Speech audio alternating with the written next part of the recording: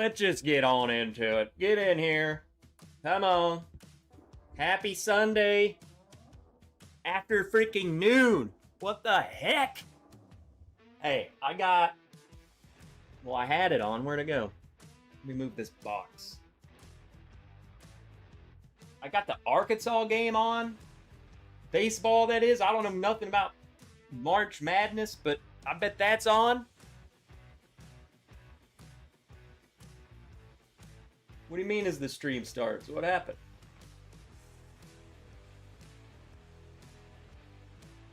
Let me get this all sorted out. Not working. What up, Whack?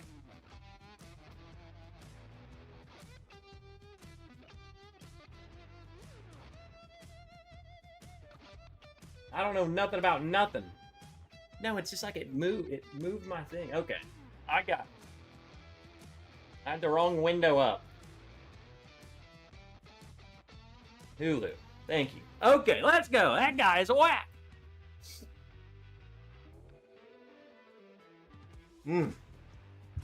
Get on in here. I don't know nothing about nothing. But I'm just sitting here watching the Arkansas game, and I was like, you know what? Why don't we just go live? And I was also like, dude, I want to try. I got this new bottle. And I was like, I want to try that. But why would I do that by myself? I'm sure there's someone out there right now looking for a pour at this time of day. And I missed you guys. So look at this box, though.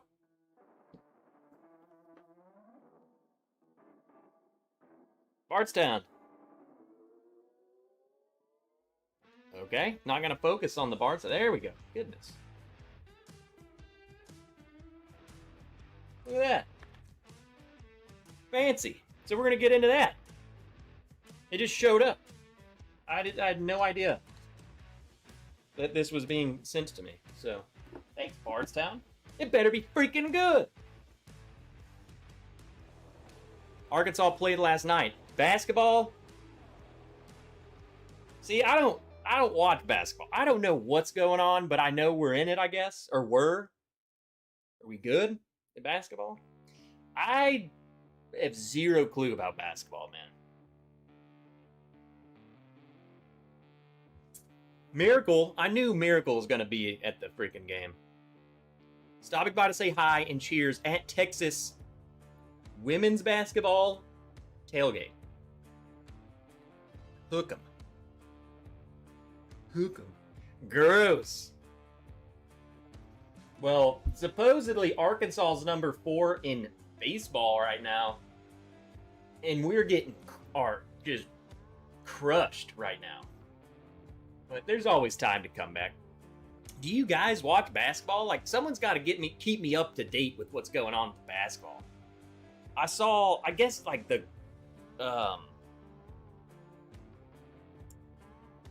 one of our women's basketball, Arkansas State was in it. And I watched that game on TV. No idea what was going on. They lost. It's because I watched. I was the problem. The one basketball game that I am watching. It's me. Joe Dickinson, what's up, man? Get in here. I decided with what's going on with, all in the news about the Green River and the Bardstown stuff, that I warmed up. I went ahead and killed this guy. Green River 250th U.S. Army Edition. In the glass. And then we'll try this Bardstown Cascadia, I believe it's called. Which comes in a fancy box. Steve! What up, Steve? Travis. Travis Robinson was the guy who actually explained everything about the Green River shenanigans that are going on. So, kudos for knowing freaking everything.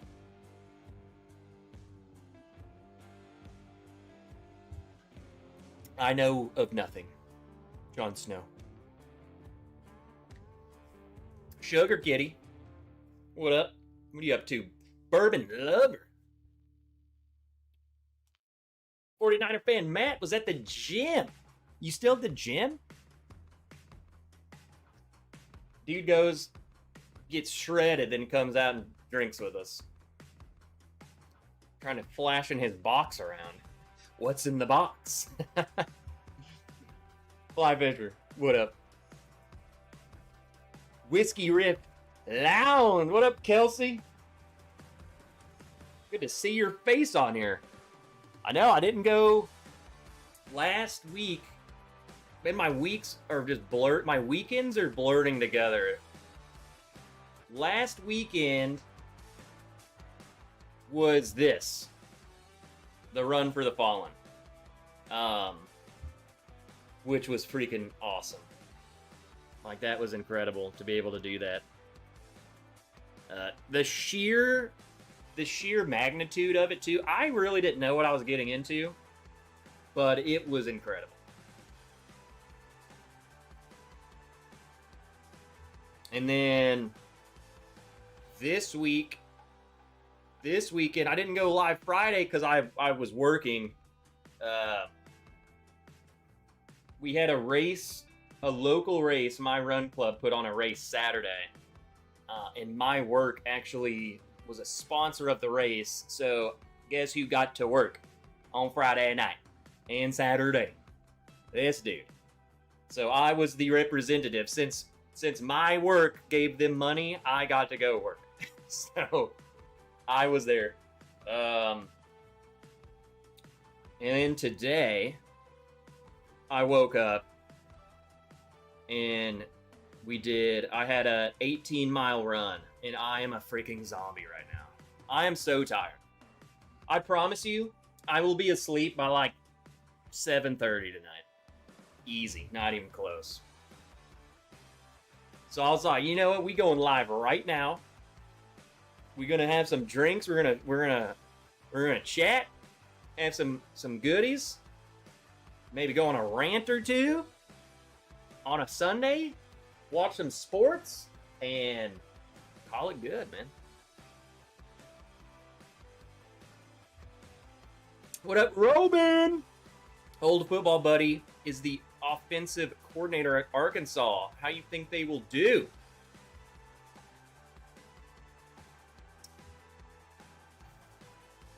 Listen, man.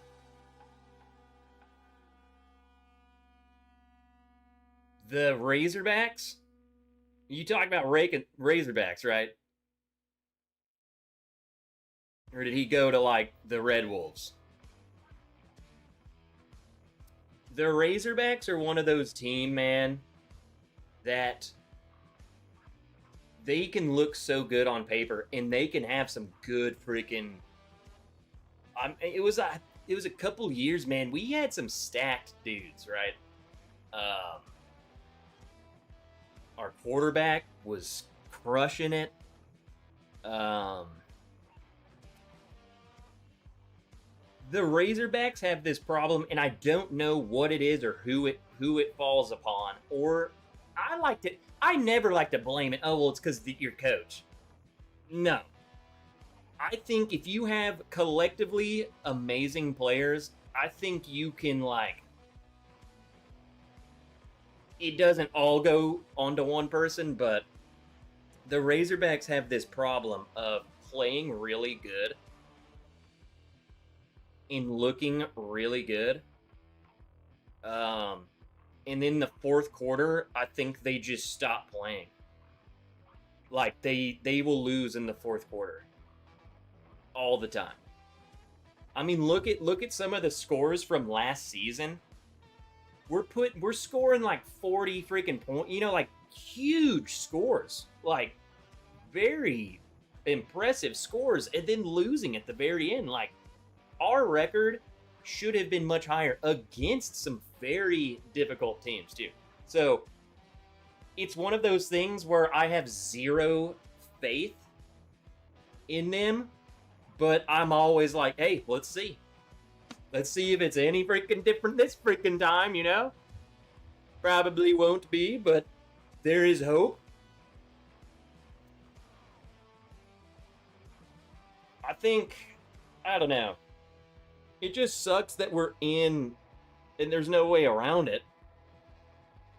But the other schools in the like the SEC, just are more. If you're that good, you want to go to those schools over Arkansas. You know what I'm saying? Like you want to go to Alabama, but we always have potential. It's just we always also drop the ball. Bought some Green River Foolproof weeded today. Hope it's good. It is good. But then you can tell us if you think it's good. Just hanging out and finishing up the Guinness with the widget. Guinness with the widget. What the freak does that mean? Box? Trev is showing off his box again? Definitely still at the gym. Chest day, best day. I need to get back. I'll probably go to the gym tomorrow. I've been gymming a lot less as my running goes up, like as my mileage goes up. I gotta cut I don't go to the gym every day.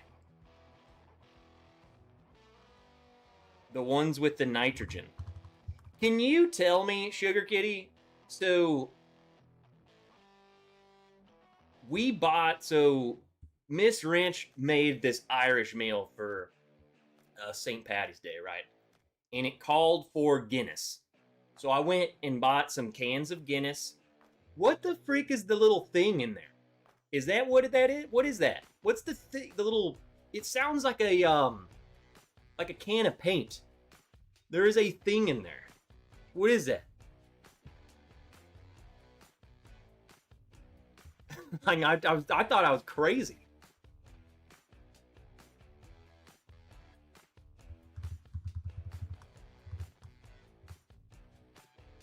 Is that what that is? What I'm hearing?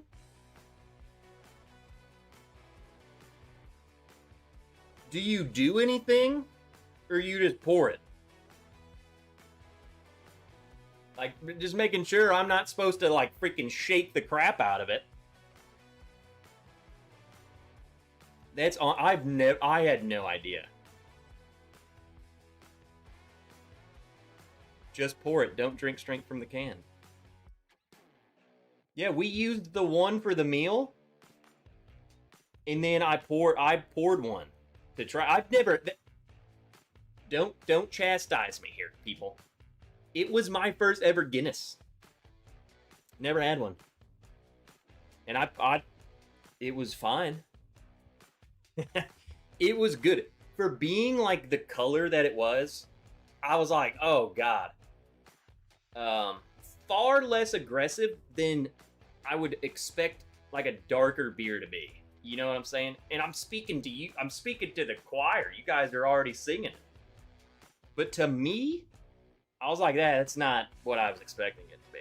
And a matter of fact, Miss Wrench would not try it. But I was like, if you would ever like enjoy the taste of a beer, I bet you it'd be this one. It was like a soft, subtle coffee thing about it. She loves her coffee, so.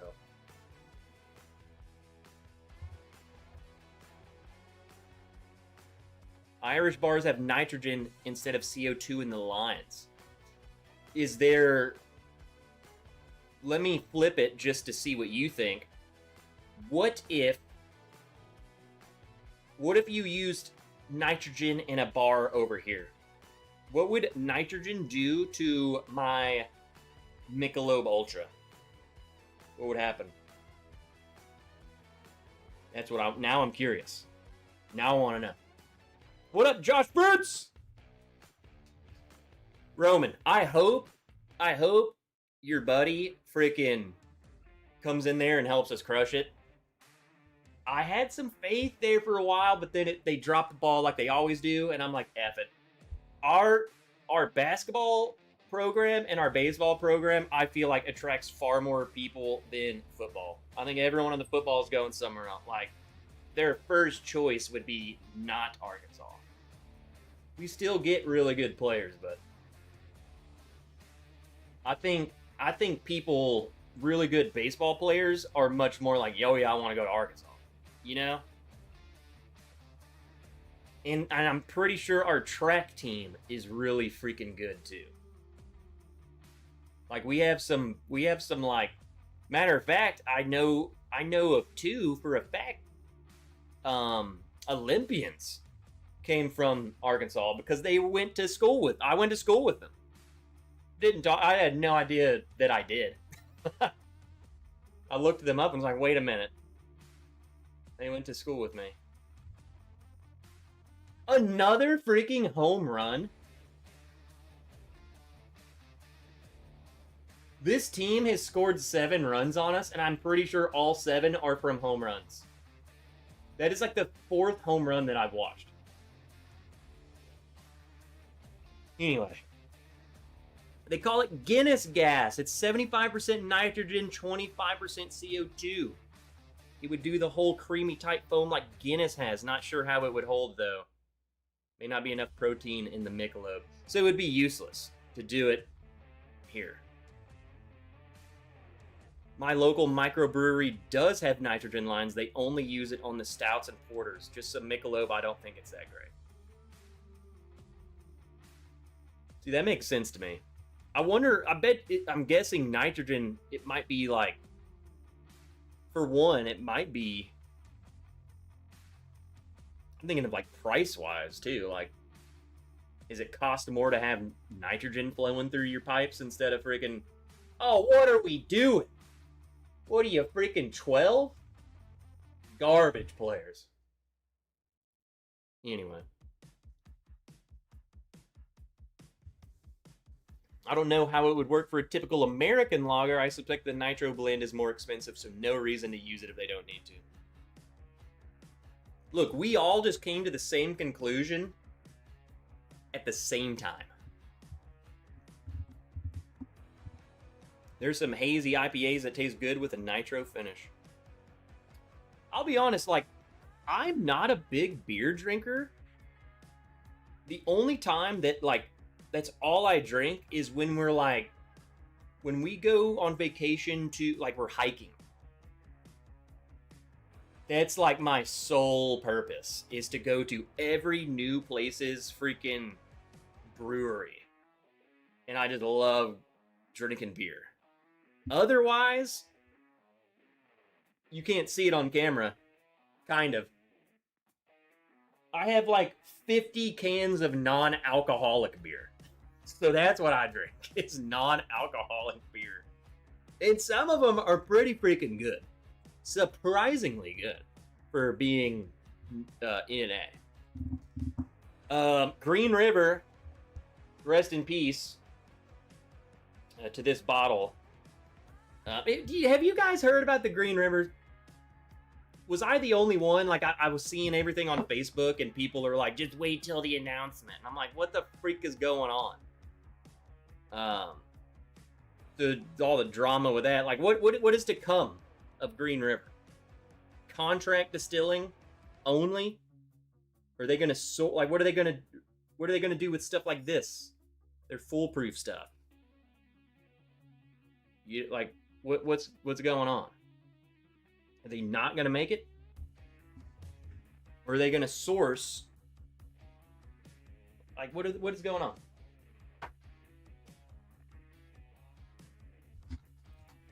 I did home brewing for 15 years. Very much a topic I know about. You know what's funny? Speaking of home brewing, there's a local brewery just opened up in my little town. And it's like a restaurant. It's more of a restaurant than a brewery, I guess. But it is a brewery. And so when you're sitting in the little dining area, they have like the brew area is like visible, so you can sit there and watch them brewing, which I think is pretty cool. But I went there with Dan, and he was like, why don't we like try and just brew like a batch of beer? Like, let's get one of those like home brewing kits and make beer. And I was like, I mean, I guess we could try. Like, why not? All right, let's open the box. Bardstown sent me a box. Cascadia. I'm sure you've seen a bunch of this late. Like, I didn't even know they were sending it to me. I got a notification that I needed an adult signature. Like, what is that? God dang. The marketing. They do their marketing well. Cascadia. Gariana oak, native only to the Pacific Northwest, is as wild as the shrinking forests it calls home. Dense and fiercely rare. It can't be farmed or cut at will, but rather gathered only from fallen trees, sanctioned harvests. Its tight grain and rich sugars shape bold baking spice, caramelized oak, and a smoldering finish found nowhere else. So, it can't be farmed or cut at will. You can only gather it from fallen trees. Charles Ashworth. That's a name I haven't said in a while. What's up? Odyssey, nerd. I'm on a motorcycle ride and stopped at a rest stop somewhere in North Carolina. Tuned in just to say hey. We'll enjoy your ride. Probably beautiful weather out there. It's hot as freaking piss here. 88 degrees and windy. Terrible. Any recommendation on non-alcoholic beer? Yes. This is the only stuff you need to get. I'll show you.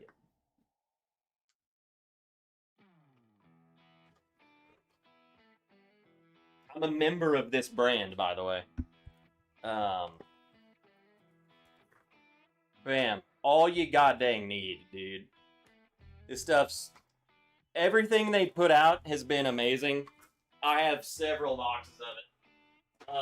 One of the bests, my personal opinion, one of my favorites if you like IPAs, Triple Palm, triple hopped IPA. I don't know what the freak that means, but this craft's good. It's very IPA-y. IPA-y. I guess it, because that's why it's triple IPA. I mean, they got all sorts of stuff, man. Like, look at all these I got. I mean, I drink all of them, dude. Hazy IPA is good. You can't go wrong with just their regular IPA. If you're a member, so I'm a member on their website. It's cheap, but you get access to like these experimental beers that they do. And this one's the Noble Pills. Dude, talk about like a freaking, what's that beer from Prague? That's it, right here. Very European-esque. I'm not sponsored. They don't sponsor me at all. But that crap's good, man.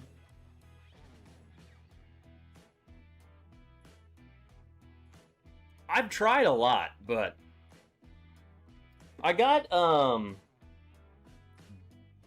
Bero, B-E-R-O, Bero. Those are fun. Those are fun. I thoroughly enjoyed the athletic brewing is just my favorite. It's just there's no competition. Sample use only, not for resale. Cascadia. Let's see. A blend of straight bourbon whiskey finished for 10 months in Gariana oak barrels. It's 107.5 proof. Finished in hand-harvested Gary oak barrels from Oregon with a custom 3-hour toast. Right on.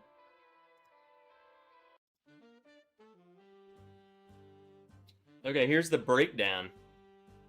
80% of this is a 10-year-old Kentucky. 12% is a 10-year Indiana, and then 8% is a 9-year-old Kentucky. So Pretty good age on this stuff, huh? And I think it only comes in this size.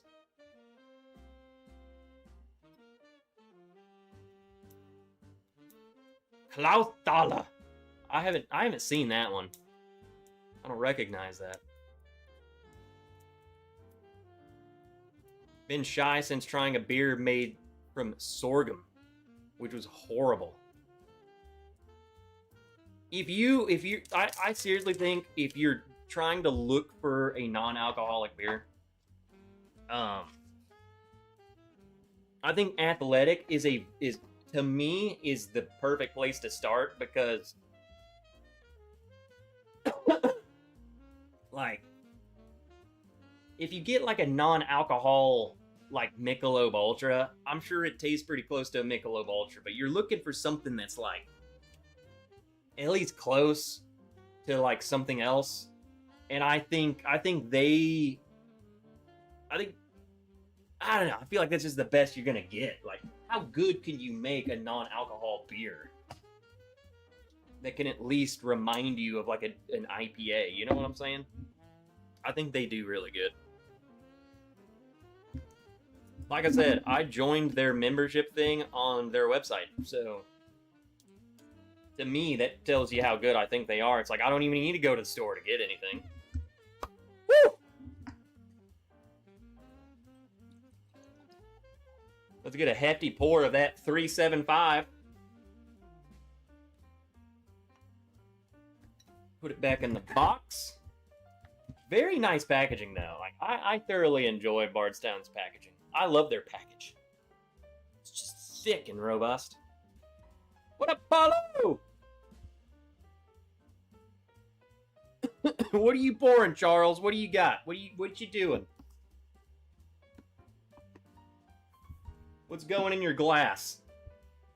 Oh, I gotta put the paper back in or else it's gonna bug me.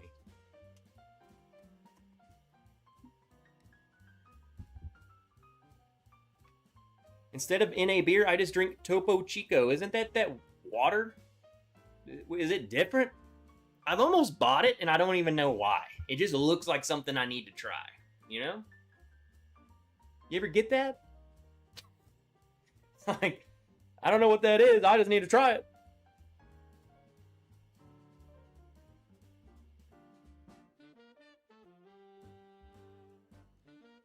Oh. It does have like, I can't explain it other than it smells, I'm going to use the word oaky because it is a type of oak, but it has a woody smell that is not what you're used to smelling when you say, oh, I'm getting oak on this bourbon. Is different. It's like, I don't know what the freak, what kind of wood that is. Oh, I do. It's Gariana. It really does have like a different kind of woodiness.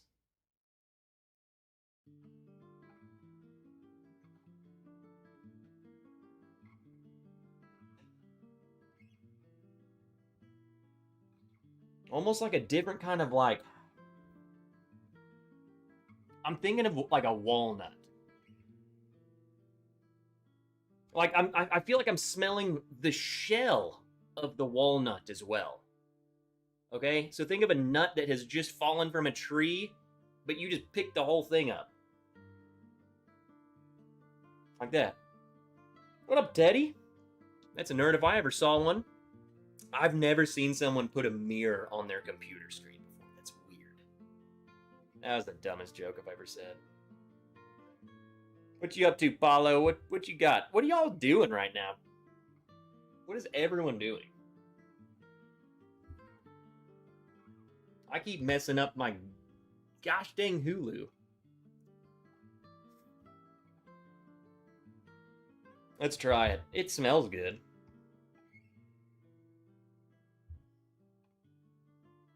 Definitely unique.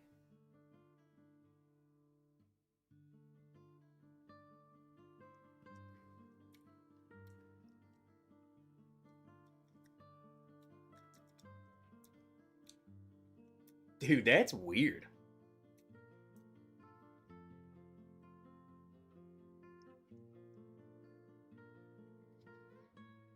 I'm gonna have to go back to it because it's like that first sip. I was like, I don't know if I like that or I love that. Do I hate that or do I love that? It's strange. I've had. What was that? Was that barrel? No. It was Doc Swenson's. Doc Swenson's had that Gariana bottle. They sent me a sample kit. I don't remember it tasting like that. That's the only time I've had something that was in Gary.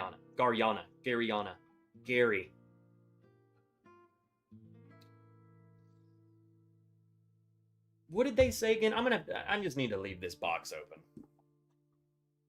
What did they say? Let me get the pamphlet out. Okay, I think this is what I think is throwing me off. Because I'm always like, I've always had issues with this. Here's their sentence. Custom 3-hour toast. I think toasted stuff gives me that's what it is. It imparts a very particular flavor that anything that says toasted, I get it on the other ones. It's like I can just tell, like that's a toasted. And I think that's what was like, I don't know if I like that. Most toasted bourbons I do not like. It's like a one and done. Like, yeah, I like that pour. Let me grab something else. I'm not going to just chug this bottle.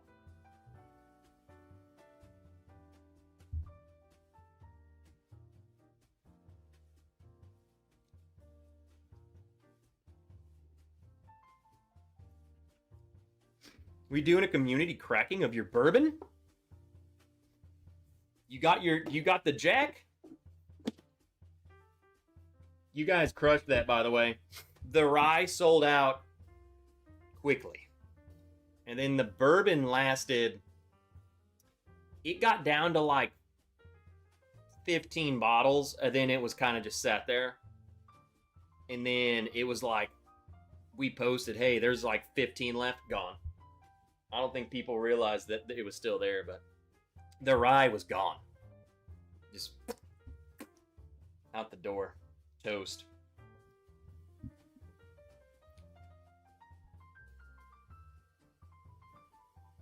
I'm really not...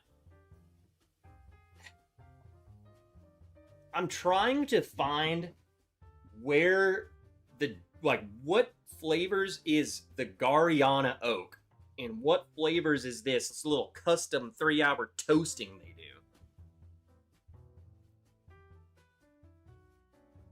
You did a Jack rye pick. We did both. It was a twofer. Released at the same time. Bam, bam, double whammy. Guy in Indiana, what up? Watching baseball, UK versus Iowa State. I got the Arkansas game on. Oh my gosh. It's 2-8, playing South Carolina. Is that the Gamecocks? South Carolina Gamecocks? Probably.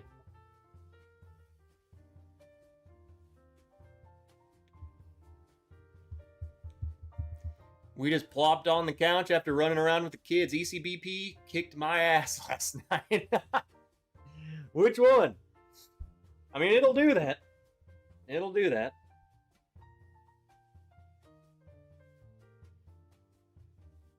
I feel it though, dude. I am like, I was telling you guys earlier, I am so freaking tired. I did a freaking 18-mile run today, this morning, and it freaking kicked my butt. One, that's a long way. Two, what is it? It's 88 degrees out right now. I started my run, it was like 60 degrees. An hour and a half into the run, I think it was 70 degrees. And then an hour after that, it was like close to 80. Like, I was baking alive. just, I think I'm sunburned. I mean, I was dying. So now I'm just a freaking a corpse. I'm a talking corpse, drinking bourbon.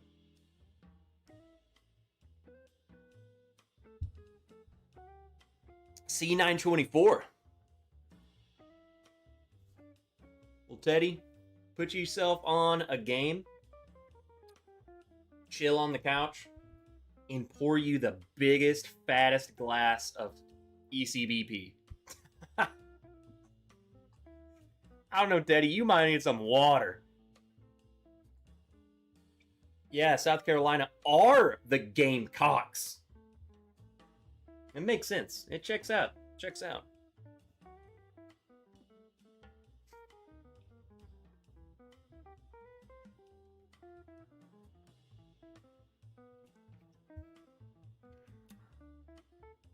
Here's going to be my issue, and you guys know I'm honest about everything. Bardstown Bourbon Company sent me this bottle of bourbon. They didn't even ask me. I didn't even know they were sending this to me until I got the notification that I had to sign for an adult package. I was like, oh, my goodies came in. Nope, it was this. My issue with this is going to be the price, and I haven't even looked up what the freaking price of this is, but I know it's Bardstown Bourbon Company. It's going to be expensive. 2, it's in a box. That's going to be expensive. 3, it's a 375.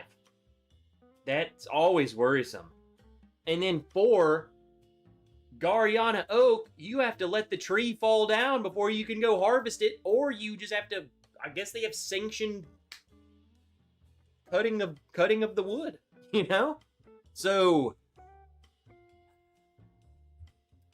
it's 10-year-old bourbon, 9-year-old bourbon, but most of it's 10-year-old bourbon.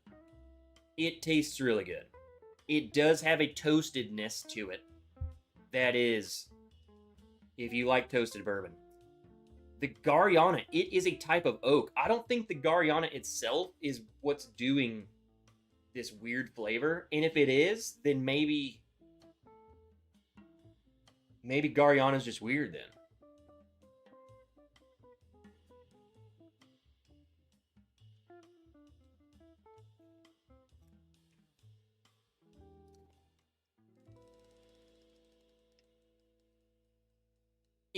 I will give you this. This does not taste like pretty much anything else from Bardstown Bourbon Company. So I think maybe then the Gariana oak does change it that much. It's obvious. Like you taste it. It's like, well, obviously that's a bourbon, but it's just like knowing that it's Bardstown Bourbon Company, knowing this, knowing that, it's different. I think you would, if you were to blind this, I don't think you would be like, oh, dude, that's not white oak. I think your first thought is, you know, I always compare to Matt Madness. I would say, is this Bardstown Bourbon Company? And your first thought, you taste it, you would say, no, it's not.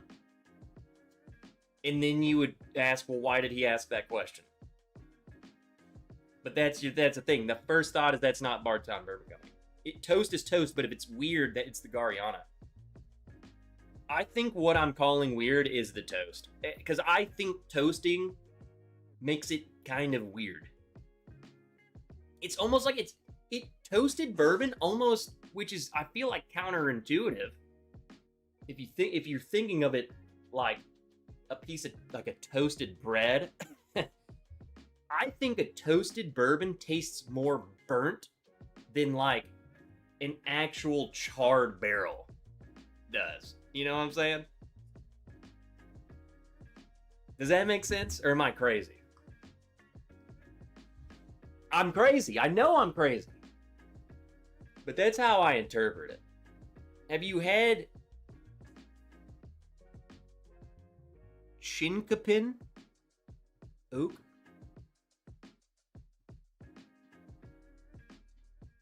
No.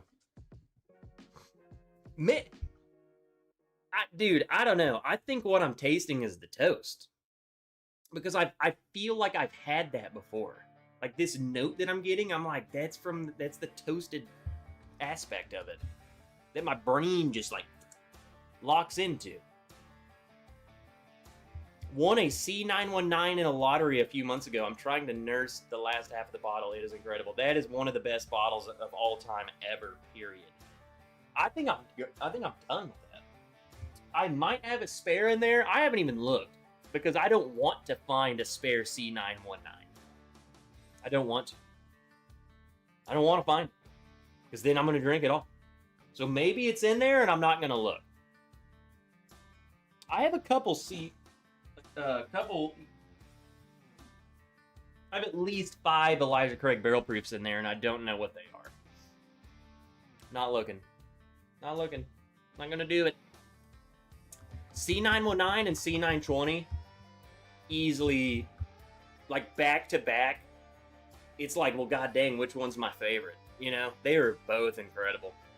Both of them. I just nominated you for Matt Madness. He'll probably, I think he reached out to me. I mean, it's been a while now, like a couple months, but I'm pretty sure he reached out. Or maybe he came into the stream and asked. I don't know.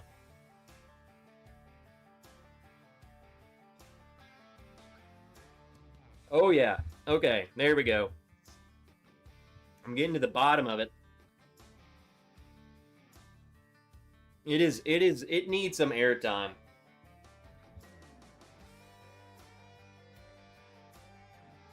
That is like heavy, like caramel. But almost like borderline burnt caramel. But not like the gross burnt sugar thing. I think the toast, I think I was hyper fixated on the toasting. It's like a near too far cooked caramel, but then it just stops.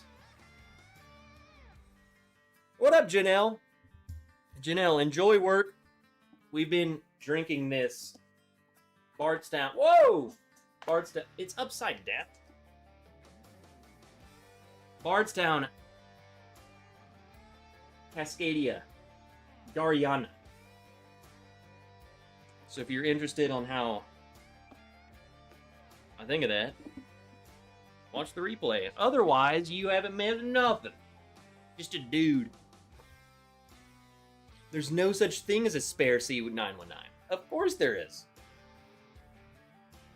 So back in the day, I used to buy spare bottles of every single Elijah Craig barrel proof that came out.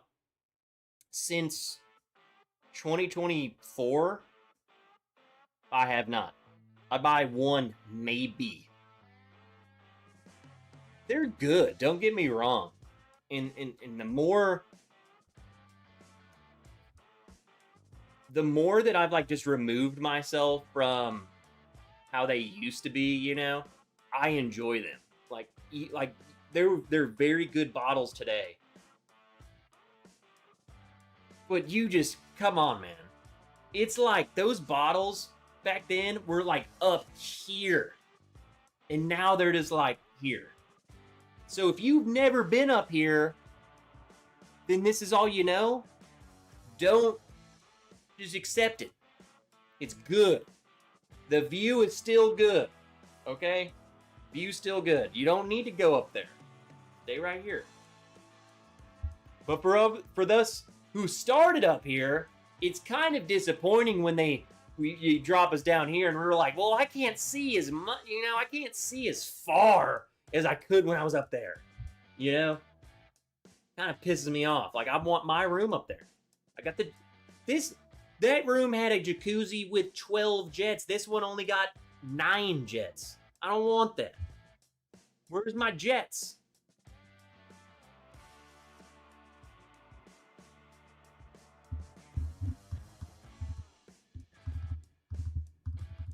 Well, Fly Fisher You said that wrong, but it still works. You said other than C923, what is your favorite ECBP release? I would say my favorite ECBP release is C919, and then C920, and then what you said, C923.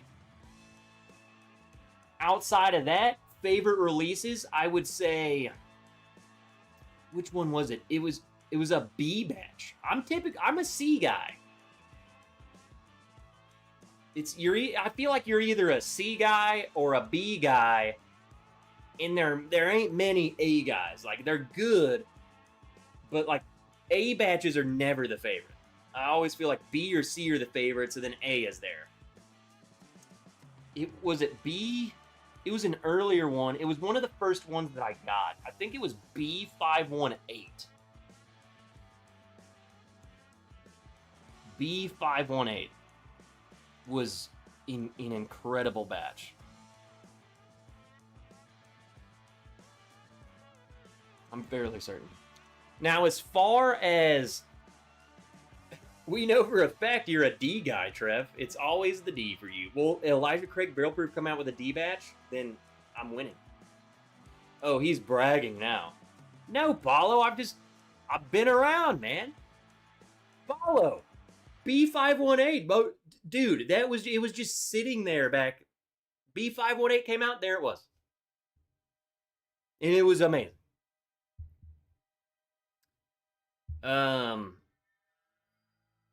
Here's my issue is a lot of the batches nowadays, I don't think they're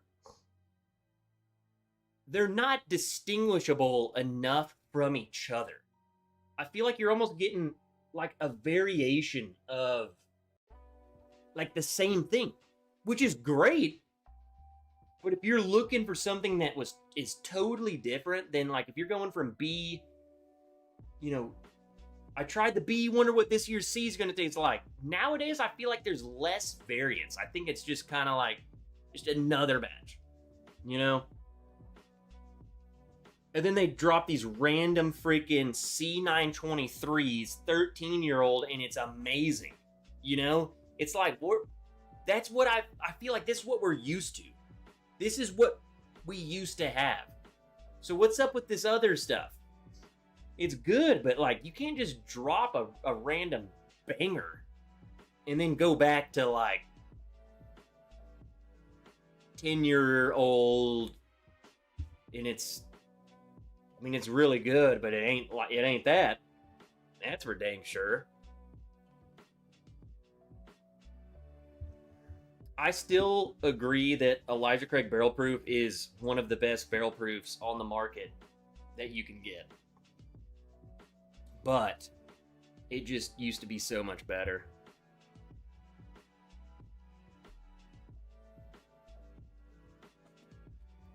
And that's just my opinion. Overall, let me look up the price of this bottle.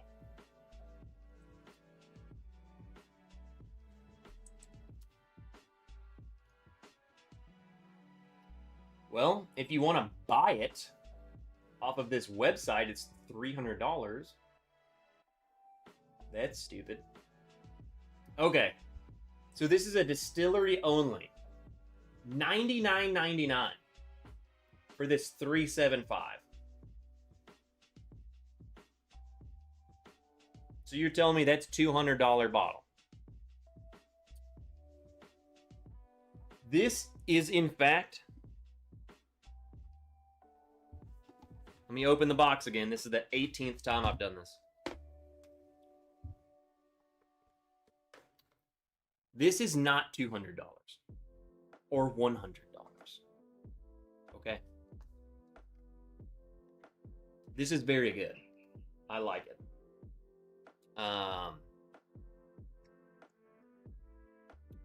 I maybe if you love toasted bourbon, you might like it more than me. I'm just saying, again, biasy. Discovery series has some really good bottles. And this is theoretically more expensive than those. It's not better than them. I do give it points for uniqueness. The whole Gariana oak thing is pretty cool. Didn't know you had to let it fall down or have a sanctioned harvest. So, smoldering finish. You know, maybe that's why they toasted it like they did, because it probably already had kind of a toasted thing. Why else would you use the word smoldering? You know, who uses it? I've never said that. Like, oh yeah, the fire, it's smoldering. A smoldering finish. I enjoy it for sure. Okay, let me put it this way. Let me backtrack, because now I'm thinking. Why did they do 375? If you go to the distillery, I like it. I like it. Gariana Oak, I bet you, is not cheap to freaking do. Obviously, by the sounds of it. I would much rather, if I'm going to the distillery, and it's distillery only release, and they're like, hey, we did this special Gariana Oak, it was expensive as piss for us to do. I kind of would rather them have gone this direction of, man, $200 for a bottle is a hard pill to swallow for an oak that probably anyone coming here probably has never even heard of it. So, putting it in a fancy box and making it cheaper, hey, $99 is an easier pill to swallow to get something unique from the distillery than dropping a $200 bottle of something they've never heard of. So, I feel like that's probably how that conversation went. I wasn't there, but they need to invite me. You know, that makes sense. So,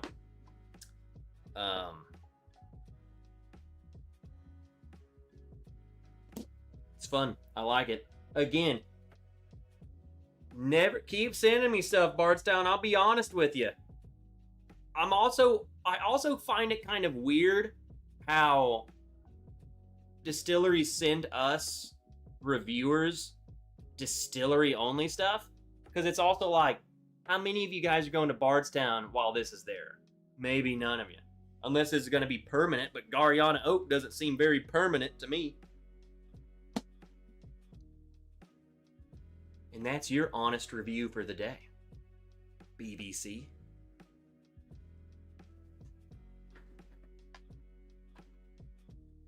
And cut.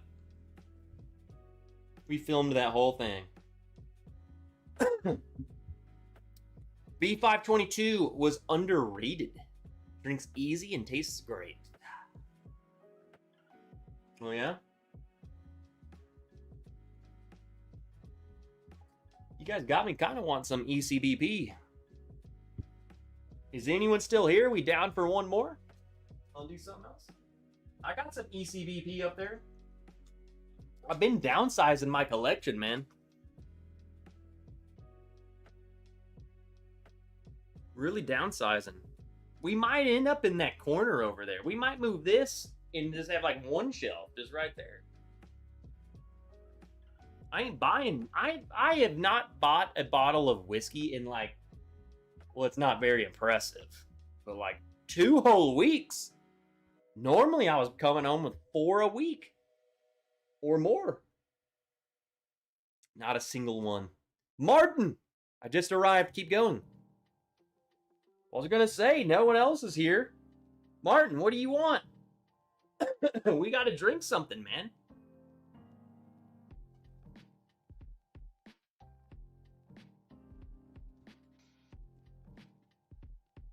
I don't know. I might get some of that ECBP. We've been talking about it. Plugging away, plugging away.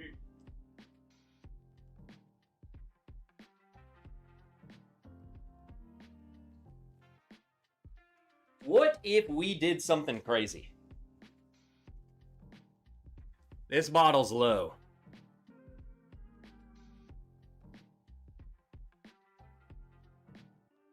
I'll tell you exactly how it is right here, right now. Like I said, we're downsizing the collection, so...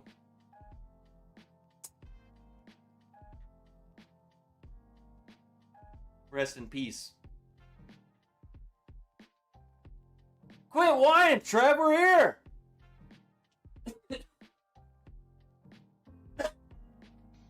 Joe, what were you doing? You weren't freaking listening.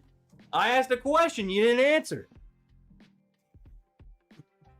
Do push-ups.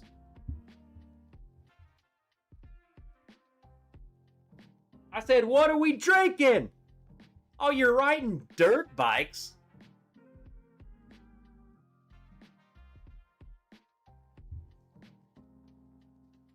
Just cracked your Jack Daniels pick this week. Good stuff. I freaking love those bottles, man.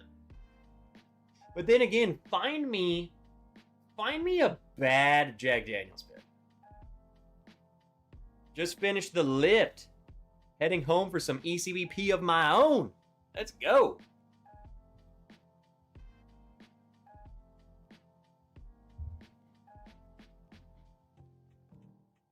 I know it's only 3 years removed, like from C923, you know, C919, C920, but this is the closest to the old good stuff, you know what I'm saying?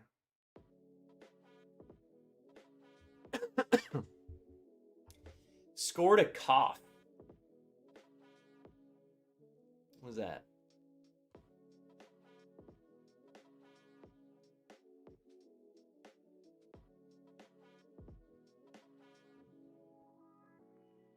Oh, a cock. King of Kentucky. Batch 1. How did you get that?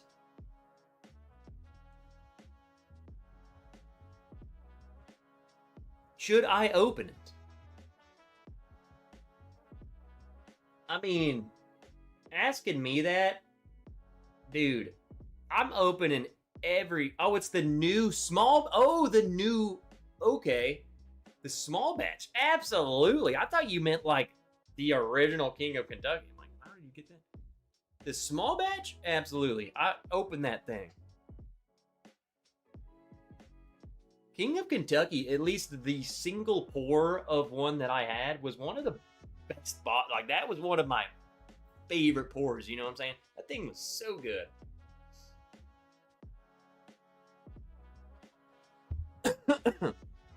Could just be the people I was around. I'm in Kentucky.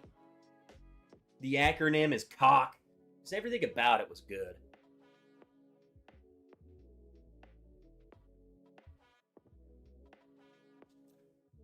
Woo! Dang, that's good. Now, I can tell you what I did not get a backup of is this C923 that I just killed. That is good. That's what they should do all the time. Actually, I got 2, batch 1 and 3. Wife and I both won the quarterly allocation.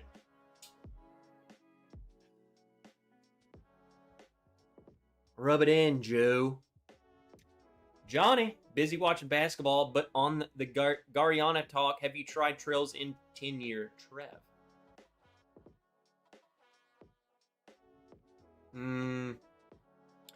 No.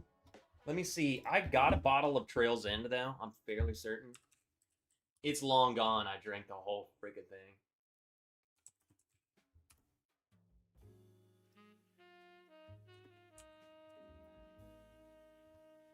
I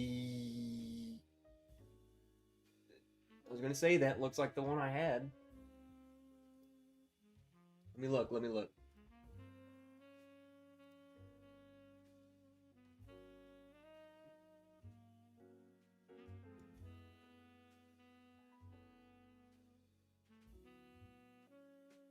It was finished in Guriana Oak, huh? Now that I'm looking at it, I'm fairly certain I had that bottle. Johnny, someone sent me that bottle. God, I forgot who sent me that Trails End.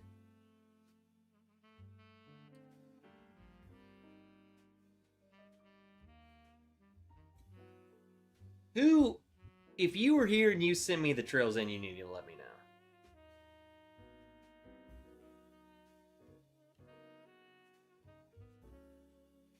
Oh yeah, look, Joe Thompson sent me a picture of his cock. King of Kentucky.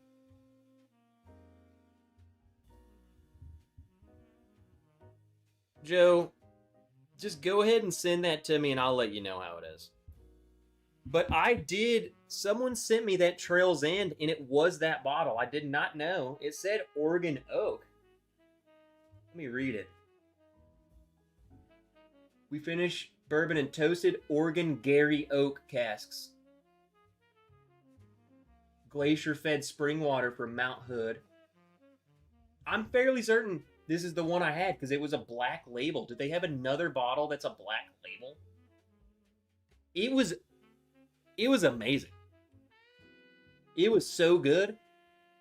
So if that was the bottle I had and it was Gariana, I'm sorry, Bardstown.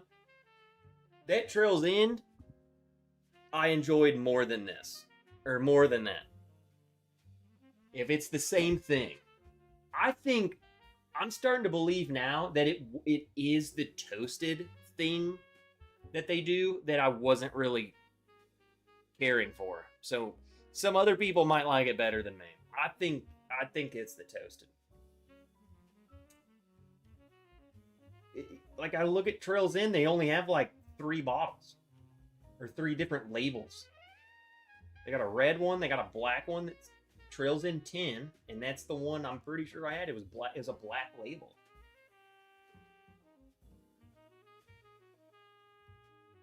Yeah, someone go ahead and tell me how much it. Go give me some Trails End. Tell me how much I owe you. Trails End 10, $61. Can I order this?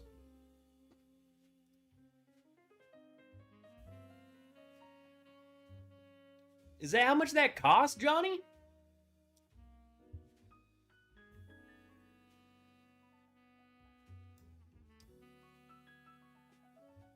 If that bottle's 61 freaking dollars,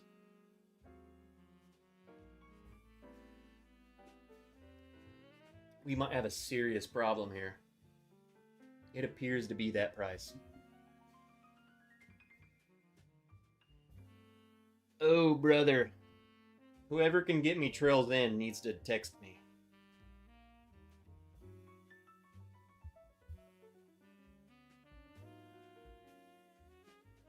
Hope it rocks. It'll be good. Those bottles are, surely they're good. It would be interesting, Joe, I would be interested to know what you think if you've had the, like, whatever the other King of Kentuckys are. What you think of the small batch compared to it. I feel like it's similar to what Willet did. Willet did doing their small batch. I think that thing's still good. It's similar. Nowhere near as good as like some of the really good ones, but it's like if you can't get the others, like this is a great option.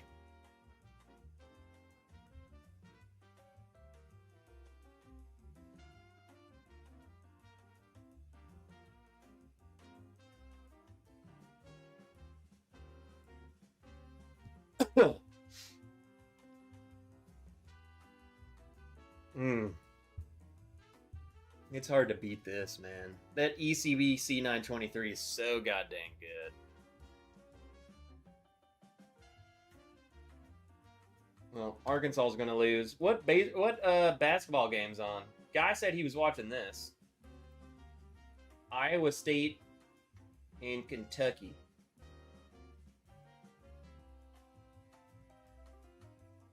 All right, time to not understand a goddamn thing that's going on.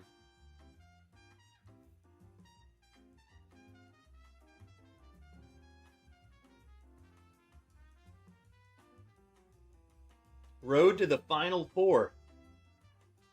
Second round. How deep are we?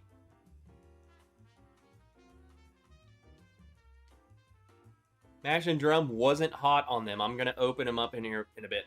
Joe, how much were they?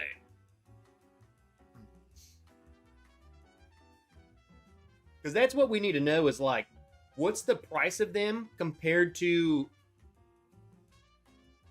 the original? $2.99 each. Sheesh. After today, there will be 16 teams left. Do you guys... What was that? I might need to start watching the bracket now, because since I have no ties to anyone, I don't give a flying piss about any of these guys. Just watching some of the stuff that happens is hilarious. What did that guy just do? It's like he tripped, but he just was like, you know what? F it, I'm throwing the ball. Ah!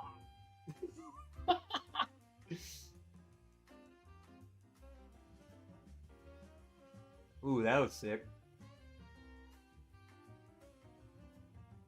I have to watch this. This is already, I've watched 30 seconds. This is already better than any NBA game that I've ever watched in my life.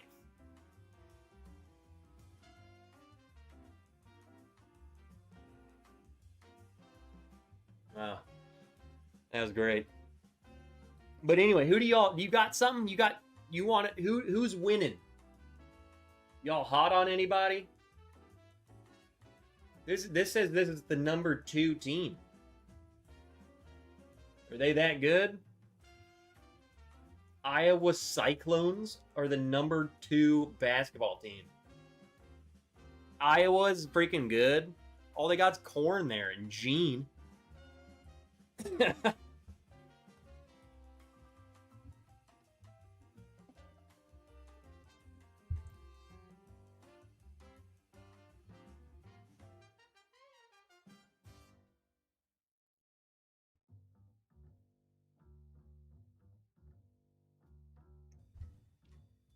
Arizona Wildcats, of course.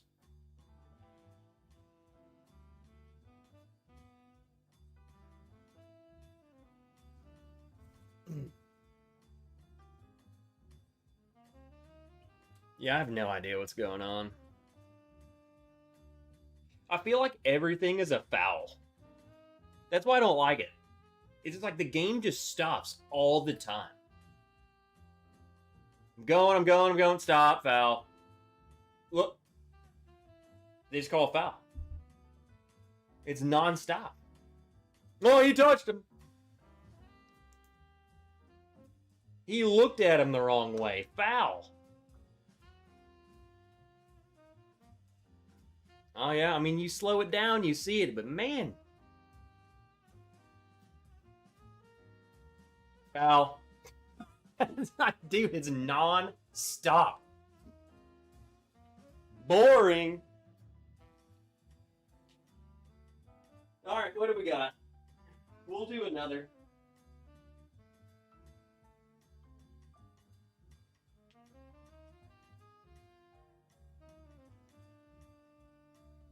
We'll do some of this. Let me drop down the proof a little bit.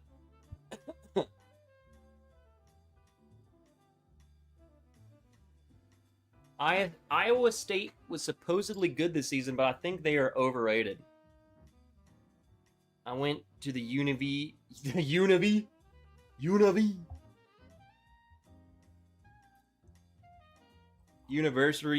of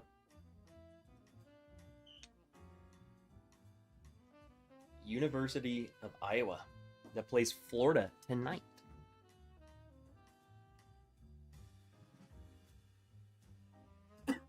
Is Arkansas still in it? Someone said Arkansas played last night, but I don't know. Are we still in?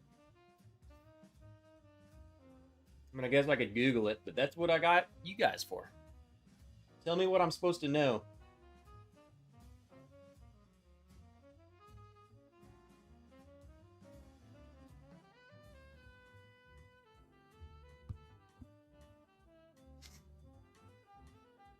What 1792 was that? It was...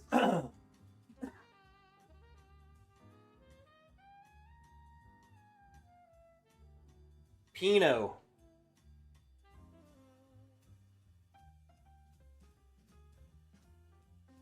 Pinot Noir.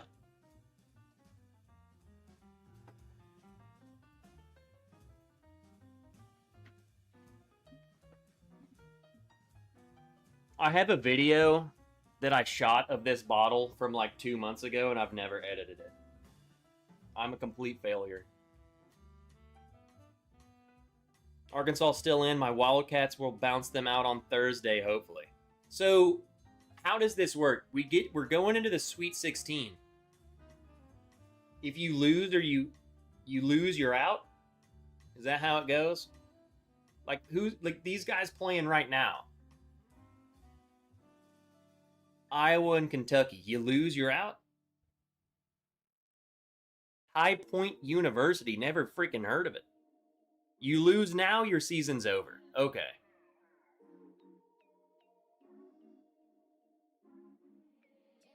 Perfect. That's what I love. I love when it's just on the line. I don't want none of this freaking, well, you can try again next week. Nope. It's now or never.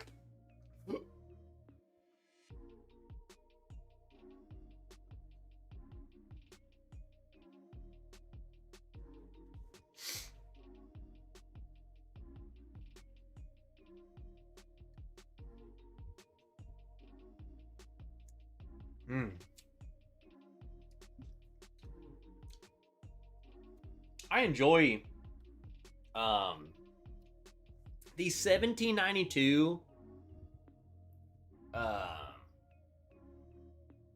their finished bourbons are so much better than I think the Thomas Moore's were. The Thomas S. Moore bottles, dude, I don't know what the freak went wrong with that. It was such a cool idea. The bottles were cool. The stories were cool. The finishes were cool.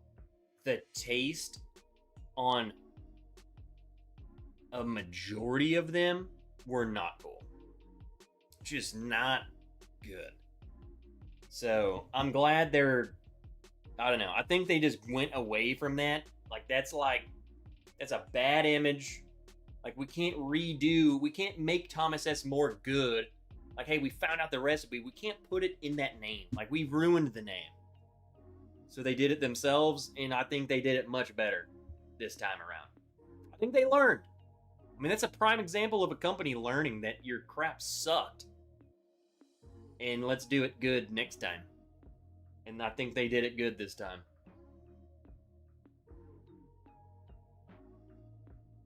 Dude, you guys got me watching March Madness now.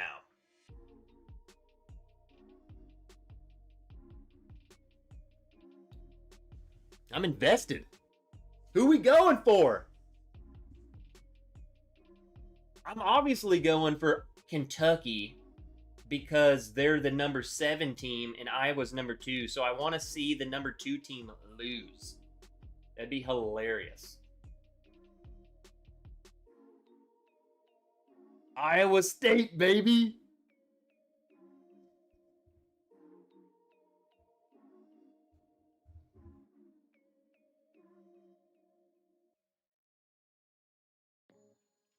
Man, it makes sense because it's Iowa, but man, they got some of the whitest boys on their team, let me tell you. That dude he can't go in the sun. Look at that guy. He's the same color as his jersey. He is pale. Yeah, get that guy. Keep that guy indoors.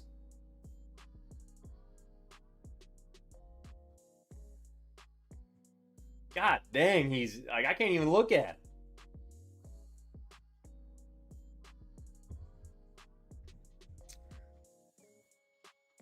Pull up the game. Pull up the game.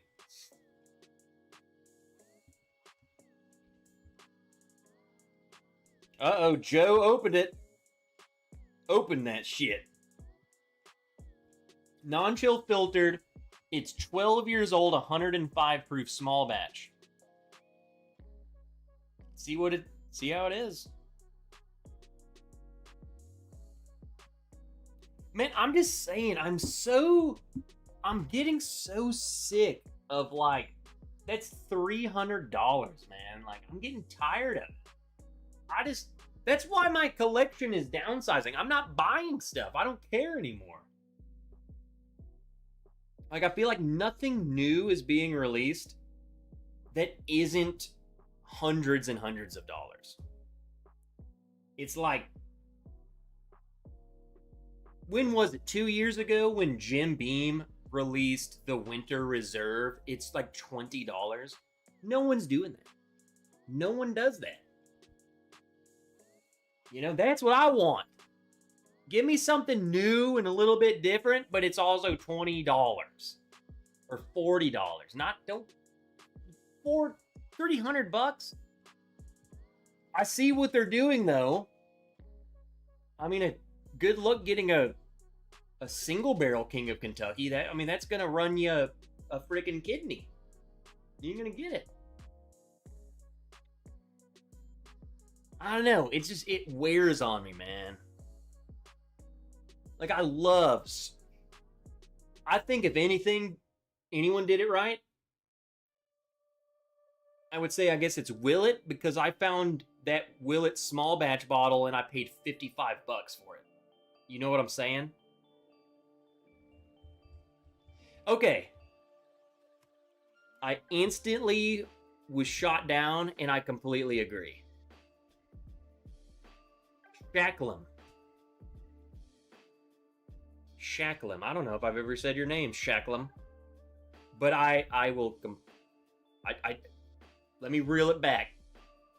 Wild Turkey 8 and Old Fit 7, both around 50. You were right. Sorry, new to the channel. Well, you came in at the perfect time because you just called me out. I will say, though,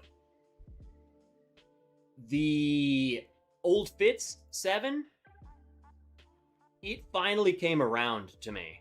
I didn't see it for a while, and then I was able to get some at the store. Wild Turkey 8. That was one, though, I guess it's market dependent, because I've obviously had one, and it was amazing. Loved it. If it came here, I missed it. So I had to get mine from outside sources, and that's my problem. It's like, man, I wish they would do it. Did they say that those were limited releases? Like, I feel like Old Fit 7 is a standard offering now, but Wild Turkey 8, I don't know if it is. Because they did the, whatever that was. It was like the Jimmy Russell, blah, blah, blah. And then they came out with the Wild Turkey 8. It was supposed to be a shelfer. That's what... Hey, Independent Joe, you crayon eater. How do you even know that? You eat so many crayons. How did you just remember that? 70th anniversary. And then they came out with the Wild Turkey 8. That's right. Well, if the Wild Turkey 8 is supposed to be a shelfer, then they need to figure it out, because it ain't on my shelf. And I love that bottle. That's a great bottle. What up, Ryan H? 404. Ryan, what are you feeling about, do you watch the Braves YouTube channel? They've been putting out a lot of freaking hype videos and stuff.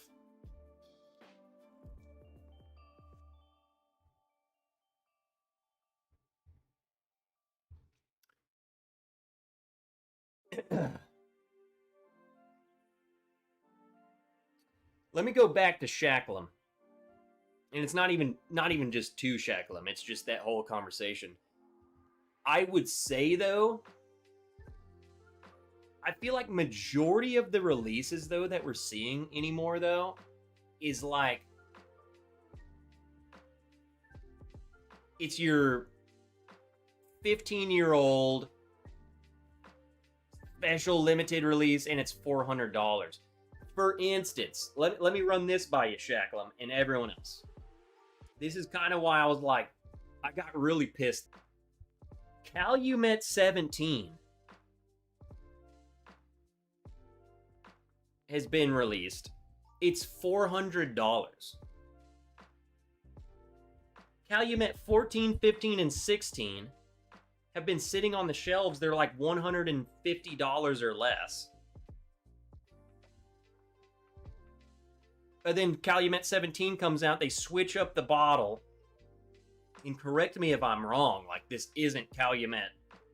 The same Calumet that we know and love. But they switched up. The bottle is different. And it's... They love limited and rare. And it's $400. Like...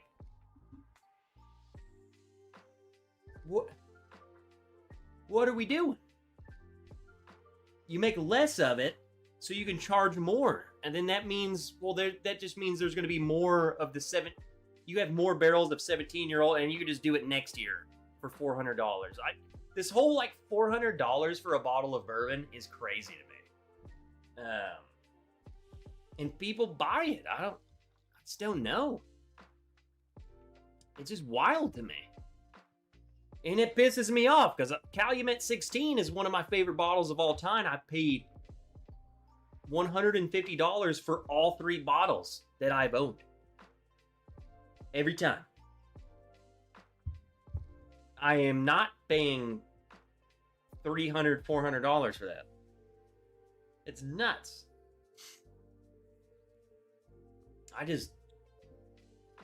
Who can afford that? Who would... You know? Dude, it's 1 year more than my 16. And more than double. It's about 75% increase. It just pissed me off to the core of my being. Keep pouring and talking, you spicy nerd. You're helping me make it through my honeydew list. Side note, save me those EC tops. They make sweet magnets. Half of those up there are empty. I'll give them to you, Dustin. What are you up to? Dustin, I almost woke you up the other day. I actually was running in your neighborhood. I ran past your house. It was about 5 in the morning. I didn't see any lights on, so I didn't come say hello.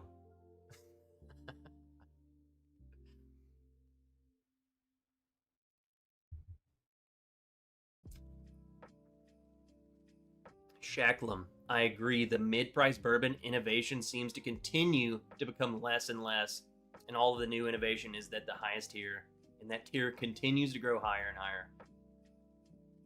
That is a much more less drunken and more educated way of saying what I said, but that 100%. I just feel like back in my day, even 5 years ago, 6 years ago, I feel like people were coming out with like accessible bottles. And come on, bourbon is bourbon. Like, we don't have the diversity that Scotch does, okay? So there's only so much you can do. So, but even doing, I've been thinking about this, Shacklem. I think like the Jim Beam Winter Reserve was like the perfect example bottle, because it's like, man, Jim Beam they have like 5 bottles all side by side on the shelf, and they're all $20. It's like, how freaking different is this other bottle that just showed up gonna be? It was different, and I liked it more than every other bottle next to it.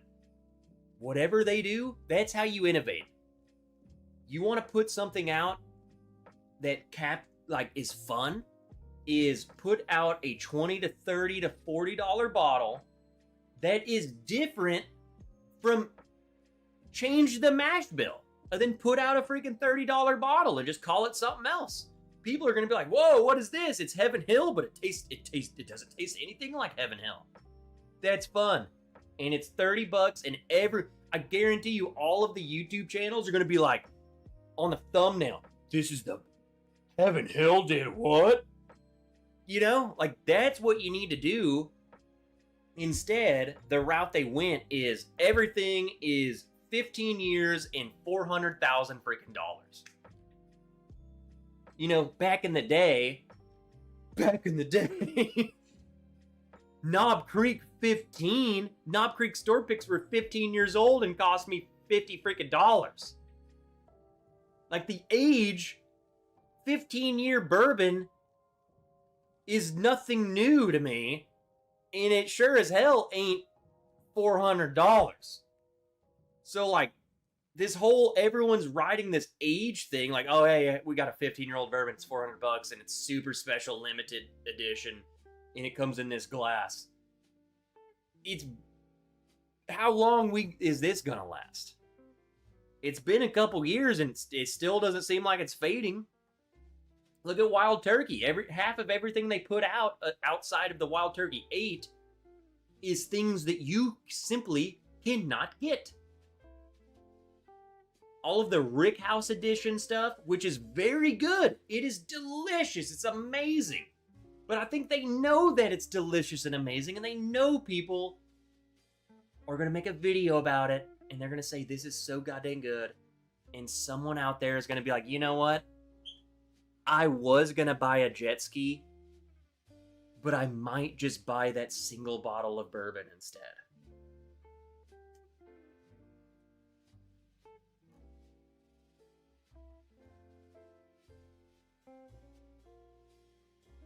What are we doing?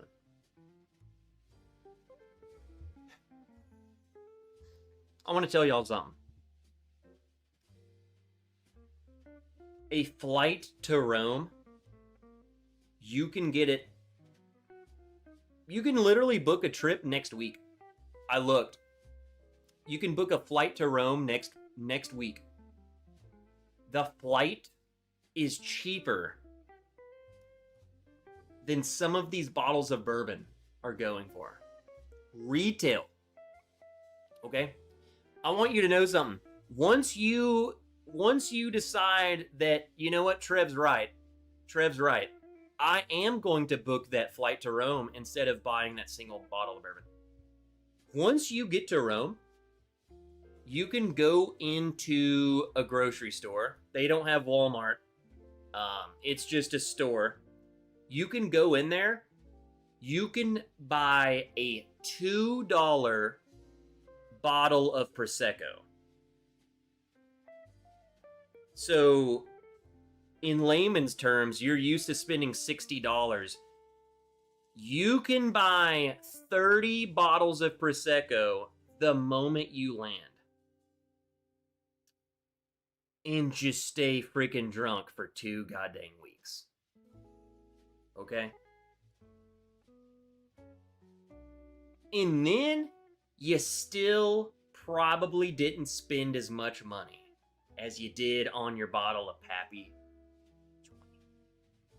20. Bam. Trev facts for you. I'm going to start a new YouTube channel, and I'm just going to talk shit. Okay, King is good, but not $300 good. It's very flavorful with a great nose. I'll stand behind a Jack Daniel's 12 or a Russell's 13 over it. And I think that's the problem. I think they're riding on the name. What would you give it? Joe, let me ask you this. What would you price it as? Like, what's a fair price for it? If $2.99 is too much, what would you price it as good? And then I would say, because obviously they're not putting bad stuff in it. They're just riding the King of Kentucky name to get people to buy it. It's definitely a far, I don't know, I'm just making it up. It's a $99 bottle or something. But you attach King of Kentucky to it, now we can charge whatever the freak we want. Anyone else find a good bottle at the duty-free airport? The only good bottle that I got at a duty-free airport, personally, is the Wild Turkey Rare Breed non-chill filtered. And I only found it in one place, and that's Cancun Airport. I've never seen that bottle anywhere else. I've looked. Cancun Airport had Wild Turkey rare breed non-chill filter. It's the only place I've seen it. That's how I feel about scotch. Pay $250 to $300 for my tater bottles, or keep the lights on and water running. You know, it's like, what are we doing? Do you want to... Hey, just buy that bottle. Buy the bottle, let them shut off your water, and you know, sit in the darkness and drink your bottle. I would subscribe to the Trev Talks. Sheesh. Gorgie! The non-chill filtered rare breed needs to become a thing here. Great for the price. Did I see, or am I dreaming this? Is that becoming a thing? I swear, and this could be a fever dream, I could have sworn I saw that it was becoming a thing. Like, that will be, I think that will be the thing. But then again, I don't remember where I saw that. So maybe I don't remember seeing it. Could have just been dreaming it. I swear, though.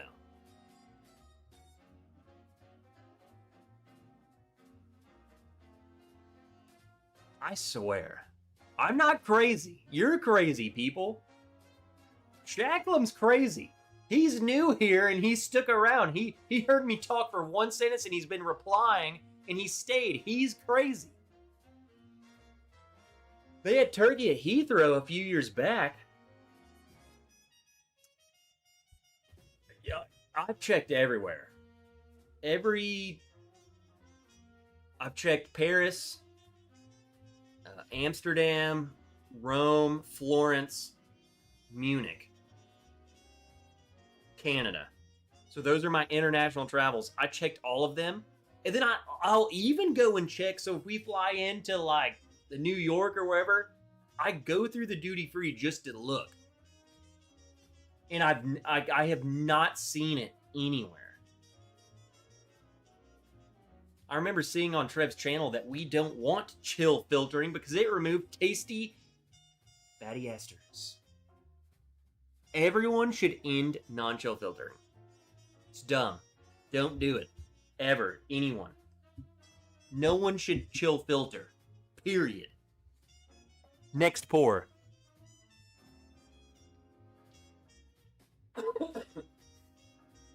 What do we got?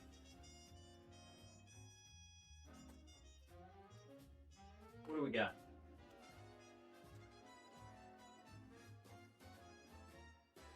That down there looks like it hasn't been drank in about 3 years.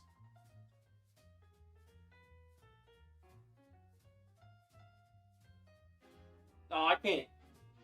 Is that the one? Yeah, I can drink this one. Obtainium! No.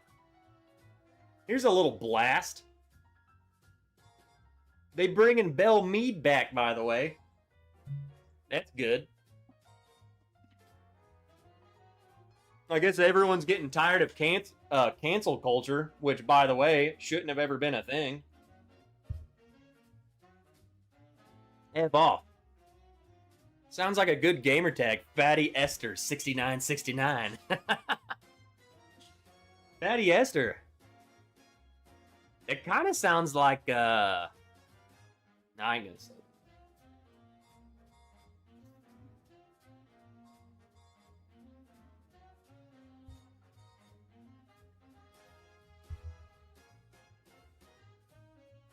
Whatever, just make it non-chill filtered. Everything should be non-chill filtered. I think instead of putting non-chill filtered on the bottle, I think everything should be non-chill filtered, and then they have to say chill filtered, just to let people know to avoid it. You know what I'm saying? Trev, still running. Yes. So today is March 22nd. In 1 month, 4 days, I'm running my first ever marathon. I'm locked in. I'm dialed in. I ran 18 freaking miles this morning, and I'm dying. This is why I'm splurging in my bourbon. But yes.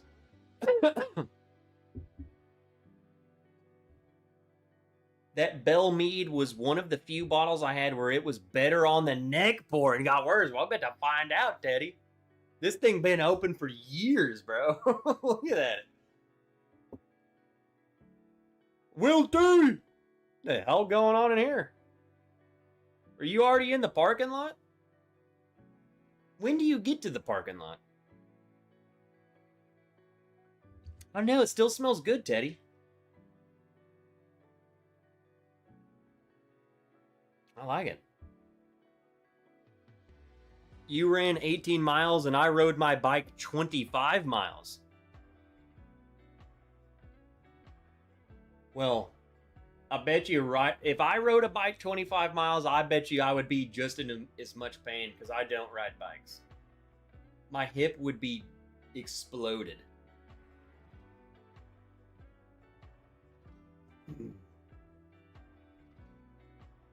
It took me a while. I don't know how long. I think I was out there for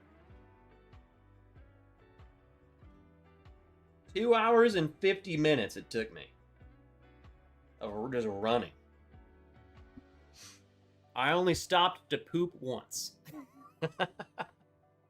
I found a porta potty on my route, so I took a poop. Hey, here's a word for everybody. If you ever find yourself in this situation, if you walk past a porta potty, or if you decide you want to run, that's crazy. But if you ever find yourself walking by a porta potty and you gotta poop, don't let it pass. Take the porta potty and just do it. It was the best decision I might have ever made in my life.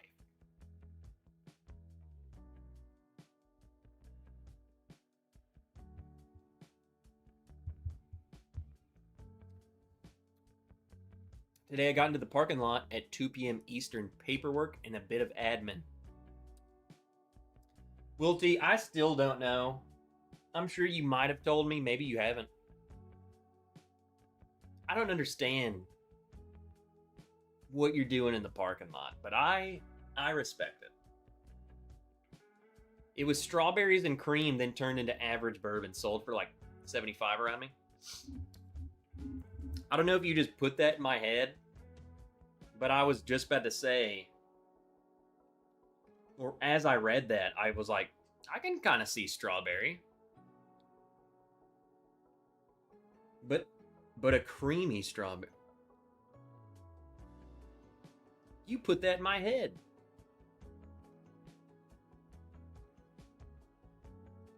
Teddy, I think you might have gotten a bad one. I'm kind of getting that.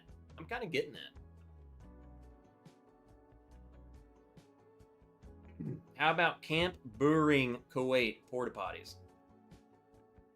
Oh, I already read it. So go ahead and do it again. You might have spelled it wrong, but I don't know. My parking lot is an oceanside hotel in Jekyll Island State Park. Hello from the parking lot is a riff on Adele.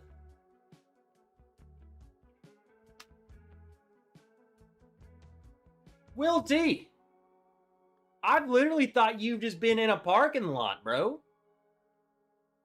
You know what? I'm going to forget that you said that. You are in the parking lot. Have you ever watched Better Call Saul? So the dude, one of the characters, Mike, works at like a toll booth in a parking lot. I have just associated you, like I'm watching that show, and I'm like, that's Will T. That's him. That's what he's doing. And he's watching me. So that's what you do. That's what you do, even if you don't do it.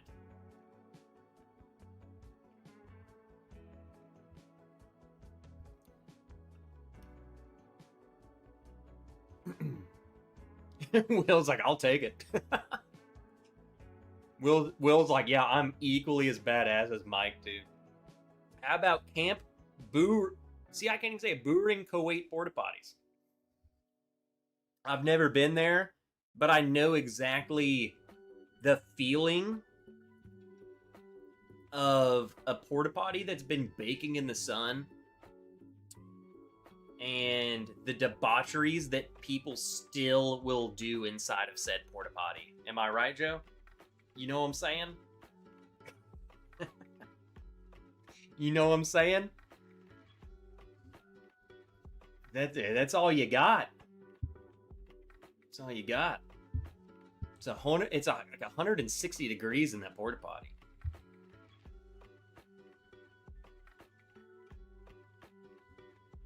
I feel you. I know what you're saying. Ryan, let me know when you need another blue note. I need one now, or if you're hunting anything. Next time you're at the store, Ryan, you know you can just text me. Again, I haven't bought anything in a while, but I'm much more apt to buy something when it's not the same stuff that's always at my stores. Just shoot me a text next time you're at the store. Don't go out of your way. Never do that. Just next time you're there, shoot me a picture. Dude, I always take blue notes. Those blue notes they're so cheap and good. That's what I like. Give me like a $40 bottle that's really good and then just screw the rest. You know? I don't need all that stuff. Trying to think. See, I don't even know what there's nothing I'm even hunting for, you know? I'm trying to think of bottles that I'm like, I would like one, but we can't get here. Weren't we talking about one earlier?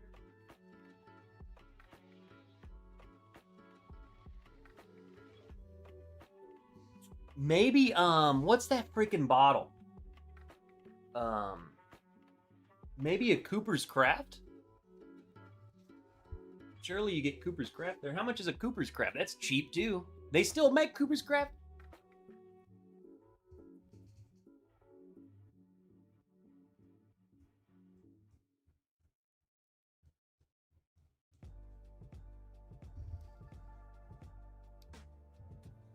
Trev, you're the makers guy, so Star Hill Farms. Yeah, yeah, if Ryan just walks up on a Star Hill Farms.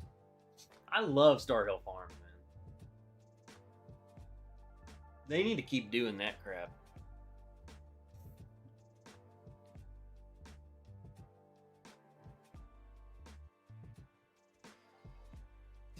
As a person whose idea of camping is a Hampton or Holiday Inn, porta potties are just a no-go. I would kids myself first. I don't know. I don't want to know that. Piss yourself? You don't do a porta potty? So here's a funny story, Will. I'm guessing you're just not an outdoors person at all. Because, like, if you're not an outdoorsy person, there ain't no way you getting in a porta potty. Here's a funny story. So, let me know that's what you mean. Because that's how I'm taking it. Is that you're just like, dude. I wouldn't say bougie, but like there ain't no way. There ain't no way you out there getting in a porta potty. So, way back when, so when was this? 2021 or so? It's when we went to Zion National Park. Miss Wrench booked us glamping. I'm sure, Will, you might have heard of this. I know for a fact you've never looked this up. Glamping. So, it's like camping, but it's bougie. Okay? So, like, think of a bed and electricity, and it's not really camping. I guess she just didn't look that much into it. We showed up. This wasn't no bougie camping. It was a tent, a big tent, but it was just like a bed and a lamp. So there was no luxuries. She thought it was going to be a Hilton property inside of a tent in the middle of Utah. Yeah, she did not. She was like, "What is this?" I was like, "This is great! Look, we got a fire pit. We got a bed. There's a bed in our tent. You kidding me?" Yeah, she was like, "This ain't as bougie as I thought it was gonna be."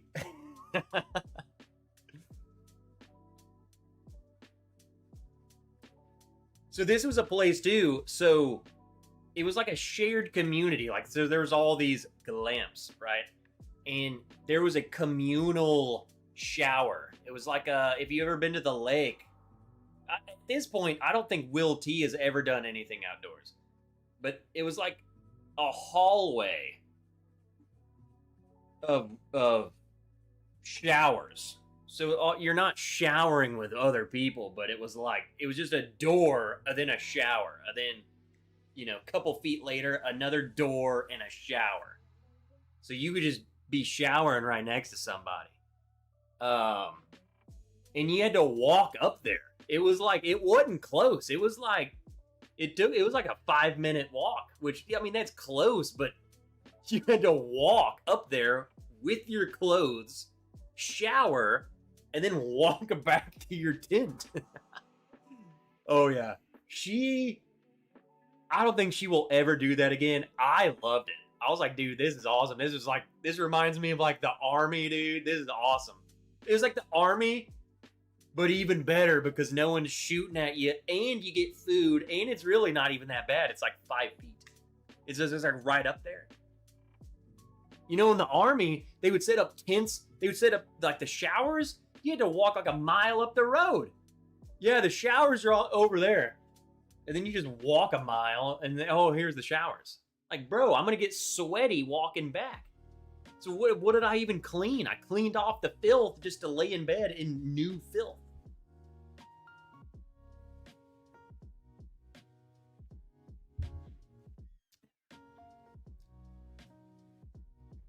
I work for a Hilton property. Look up Auto Camp. That is about as outdoors as I get. It's not even going to be outdoors, I tell you. I would love a Cooper's Craft 100.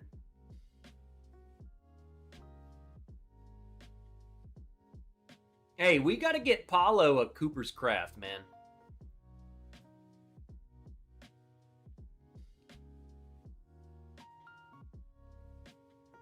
Ryan, before you go, if you send me a picture of Cooper's Craft, I'm going to buy 2 of them. We're going to send one to Paulo.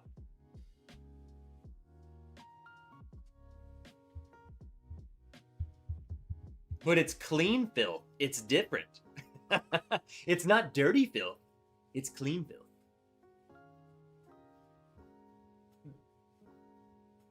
That's the kind of showers at the VA beach back in the 1980s. All right, Ryan. Have a good Sunday. Go do some yard work. Go Braves. Cooper's Crack. We got to get Paulo this goddamn Cooper's Craft. I don't get it here. We do not get it at all. Paulo, have you had a Cooper's Craft, or is this like you just never had it?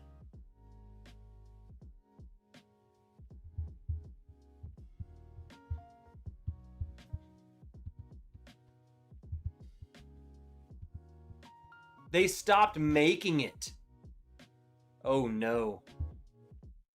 All right, yeah, we got to go ahead and buy them up. I'm going to need 2 or 3, and then we got to get Paulo one. I did not know they stopped making it. So Paulo has had it, so he knows he likes it. They do not. I've never had it here. It was never here ever. It basically had to come from freaking Ryan. Like half of my bottles come from Ryan. They get everything, man. Corgi, I still see Cooper's Craft around here. I don't know if he can message you on Patreon, Corgi. I guess maybe in that chat. In the chat thing.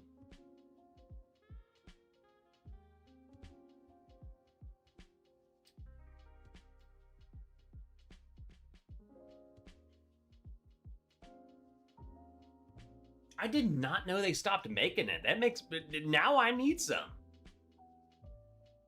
Corgi, we might need you to go on a friggin' expedition this week. I got some bottles I need to buy.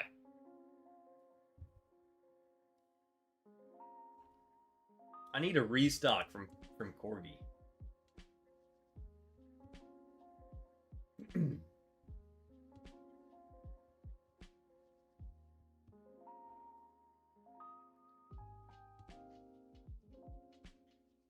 Woo!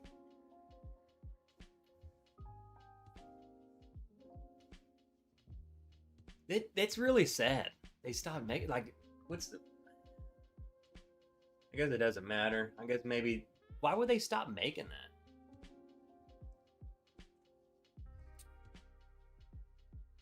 It does make me wonder, like, Cooper's Craft always reminded me of, like... It was like a better Old Forester 100. So maybe they just aren't sourcing. Like, were they sourcing? I don't know. All over Virginia and Maryland. Can't find it in the Northeast.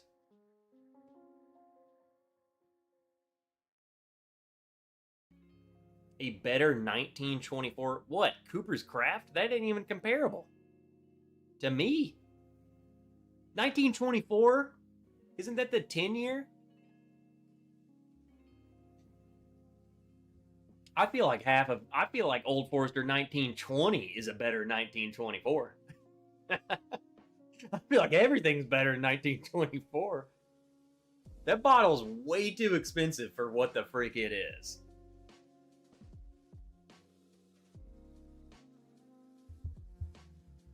See, Paulo, I agree with you. He said, I loved it way more than Eagle Rare. I totally agree. Russell's 10. I will say the Russell's 10 is different. I think that is a perfect question of I feel like they're both equally as good. Like, no joke. Like Cooper's Craft and Russell's 10. Is that what you're asking? I think that's what you're asking. Or no, or were you saying no, 1924. Russell's 10.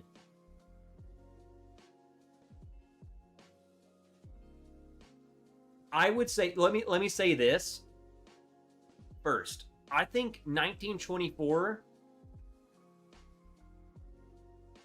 it might have tasted better than a Russell's 10, but a Russell's 10 is like $40. And 1924 is freaking 120. It's a complete ripoff. This should not be a sign to raise the price of Russell's 10. It should be a sign of you have missed the mark. In 1924, the 10-year-old bourbon should not be $120. That is stupid. Russell's 10 is a really good, low-proof Wild Turkey product. It's amazing. And I can get it for $40. I feel like it's just that's for people who are chasing age statements. They don't think about anything other than, oh, well, it says 10. I feel like that's what the bourbon market's doing, is like they're putting these age statements, that 16, 17-year-old stuff on their bottles, and then charging $400. Oh, well, it's 17 years old. Brother, you were charging me $50 for a 15-year-old bourbon 3 years ago. And now it's $400? I think it all goes back to that. stupid. What the freak are we doing? I think it's just a never-ending cycle of people are new to bourbon. They get into bourbon. They buy the bourbon at whatever price. They learn, and then they move on. And by moving on, I'm not saying they just stop bourbon. I think they go back. They're like, you know what? That friggin' stuff's stupid. I'm not spending $400 on it. I'm going to go and buy a Russell's 10 for $40 and move on with my life. But then a new wave of person comes in and is like, holy shit, 17-year-old bourbon, $400. I can buy it right now online. Buy. It's a never-ending cycle of new people cycling in, thinking, holy shit, this is the best thing on the planet. I'm going to spend $400. Learn. But then they go back down to Russell's 10, and we're just going to not chase, and we're just going to drink bourbon. You know, it's like, this is like, I'm new. Oh my God, oh my God, oh my God. Whoop.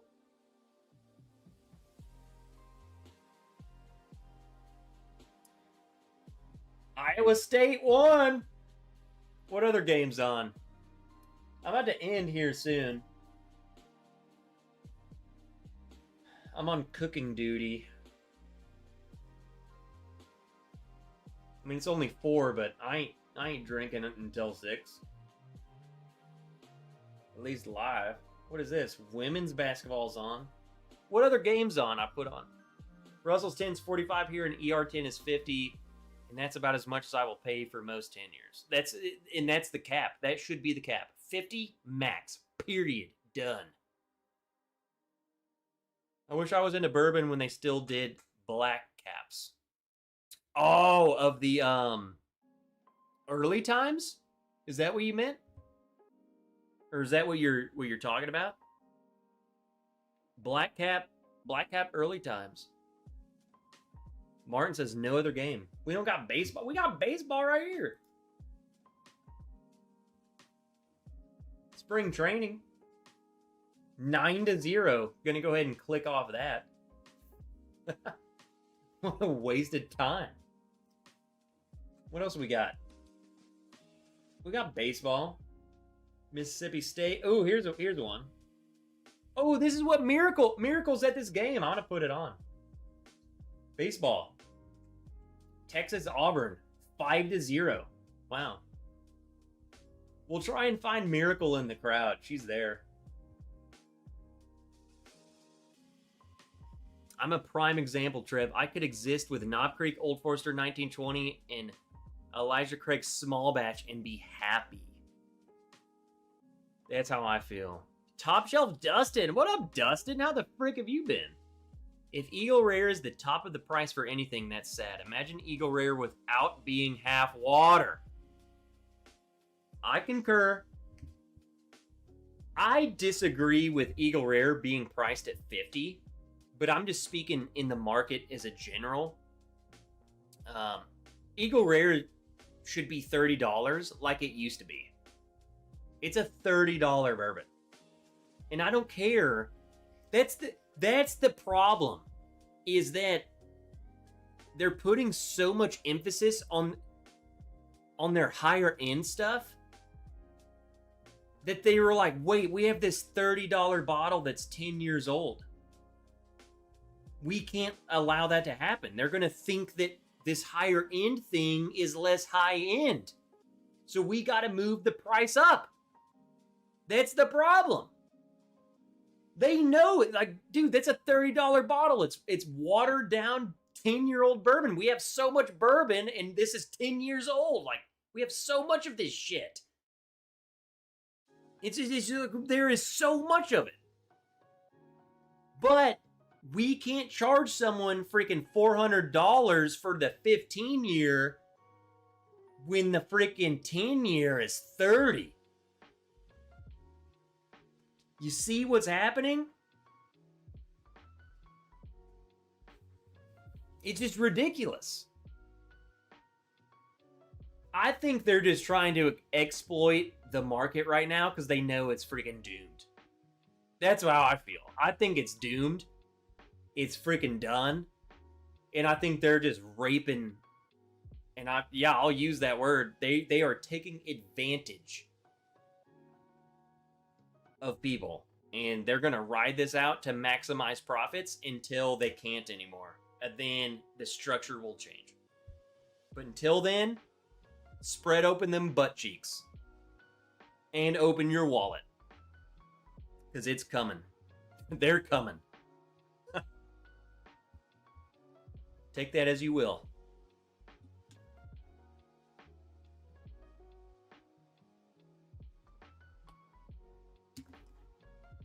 Rant over. Rant over. They kind of messed up on the Sam 125. Comparing that to the Thomas Handy was a mistake by Buffalo Trace. Messed up on the Sam 125. What is that?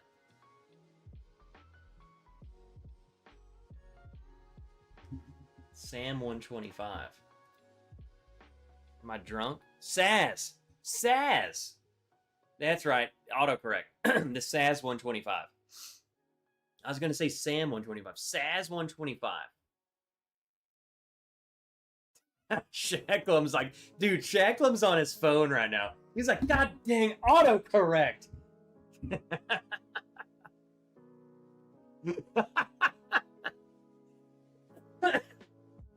Look at that. S, capital A-Z. We got it. I agree. They messed up on the Saz 125 comparing it to the Thomas Handy, which the Thomas Handy, that's the... I don't think they messed up.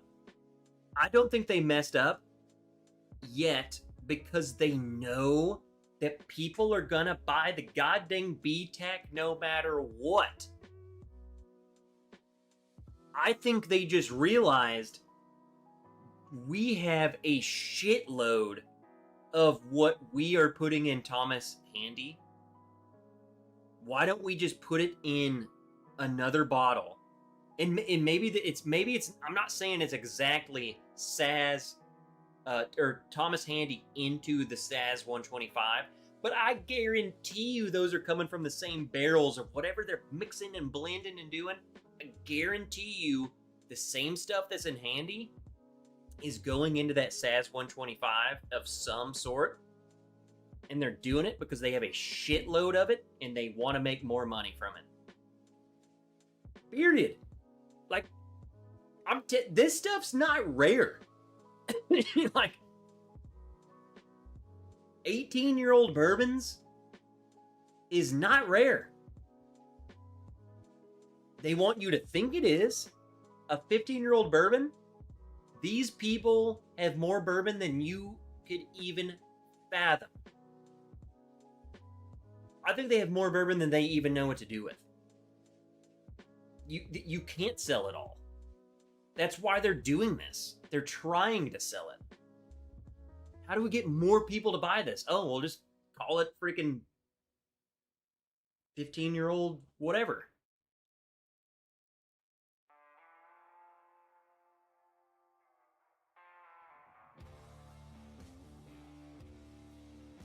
There are 400,000 barrels aging in Kentucky over 8 years. I don't know about that much 15. Look. I think the amount of people who are buying 15-year-old bourbon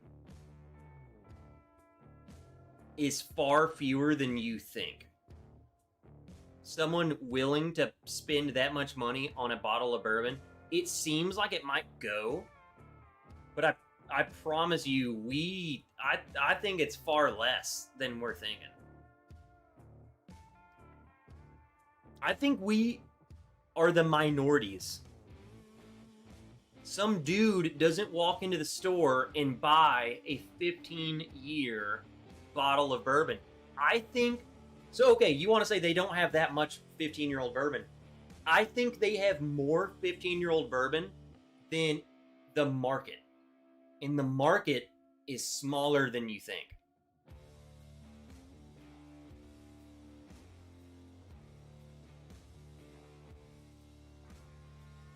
There's a reason why, too, Dustin, that is going down. Is because people aren't buying it anymore.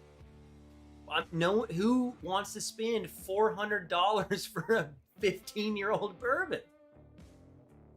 It's going down.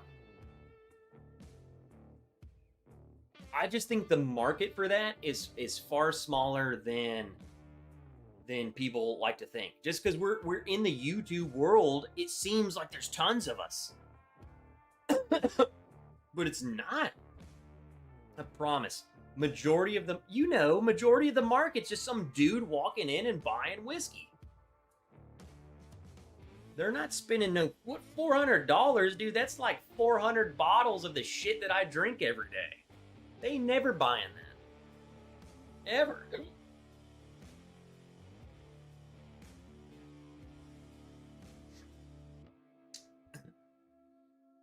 I didn't even know there was a Sam Houston small batch. I exacerbate some things, Dustin. When I say there's tons of 15-year, I mean, I'm just speaking specifically like Jim Beam. They can do whatever they want at whatever age they want.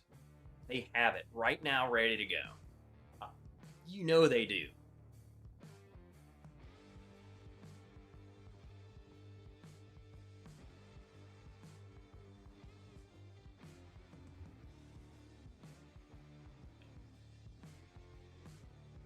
Well, Calumet 17 was announced, and it's $400. And then, I mean, you look at any wild turkey thing that's aged 13 to 15, it's freaking 300 plus. And also, retails for under 200 never will. Who sees it for under 200?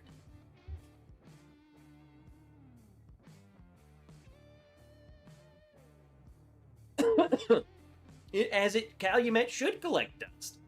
BTEC, find me, and maybe I'm out of the loop a little bit, but like a George T. Stagg's $500.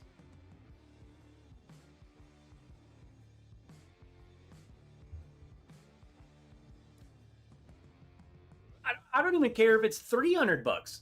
That's nuts. It's all just crazy.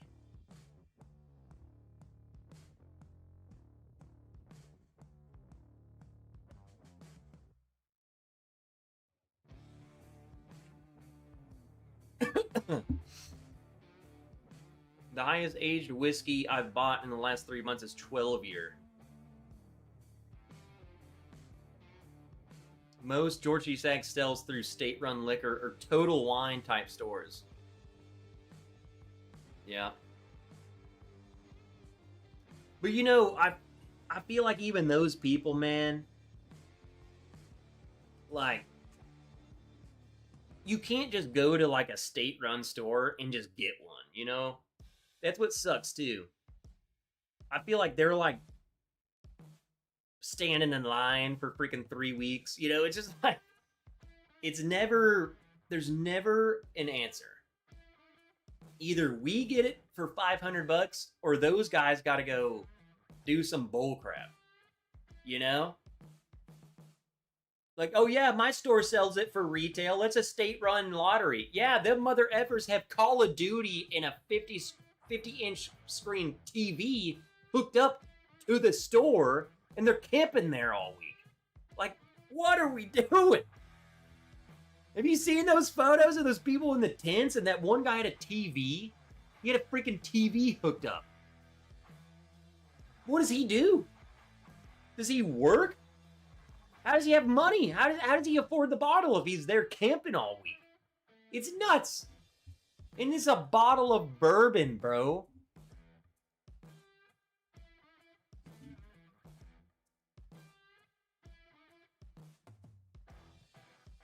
My store has George T. Stagg and Handy for $400 each plus points, and it isn't selling. I think, I don't know, we've been saying this for years. It's on the decline. It's on the decline. The bourbon bubble's about to bust. I don't know when it's gonna bust, but I truly feel, I don't want to be, I'm retracting like, oh, it's about to bust soon. I think before, so I'll give it 4 years. I bet you by the decade, I think it'll be a non-factor. I think you're going to see more and more smaller people bounce out of the business. And I think you're going to stop seeing the age stuff. I bet you what they'll transition to, and this is what I was saying earlier, I think they're capitalizing on people's just moronic behavior of spending $400 for a 15-year-old bourbon.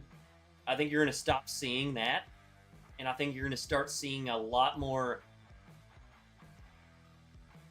relatively fair-priced, lower-aged bourbons.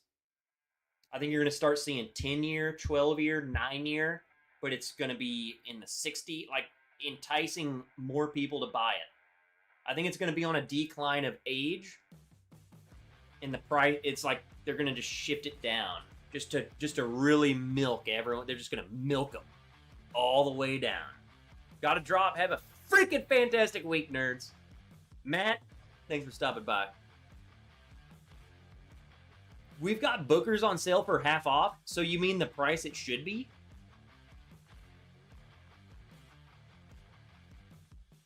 I would say Calumet 16 for 100. Dustin, can you get a 16-year-old Calumet for 100? I'll buy it. Like, I go to the store and get me one. That's one of my favorite bottles. I paid $150. But like $400, we're out of it, man. We out. We're like, you know what I'm saying? It's like gone. I'd be lucky. I got lucky the other day and snagged 2 Calumet 16s at $100 a piece. What? He said, Corgi says still too high. I'll buy one. I'll pay you your exact price, bro. $100, I'll buy it. I'll buy one of them. You keep the other one. I ain't buying both of them. I'm too poor. I'll be right back. I gotta piss. Tomorrow. What up, dude?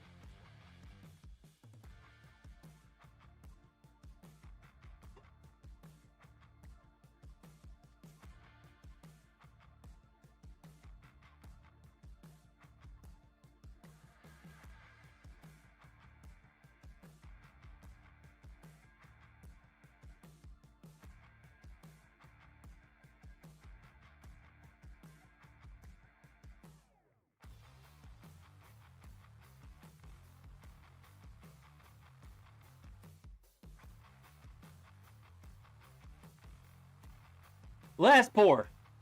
I said that 2 pours ago, but this is the last pour. This is the last of my Calumet 16. I'm not pouring the whole goddamn thing. I gotta save it. But I got this around me for $150. So, and I love this bottle.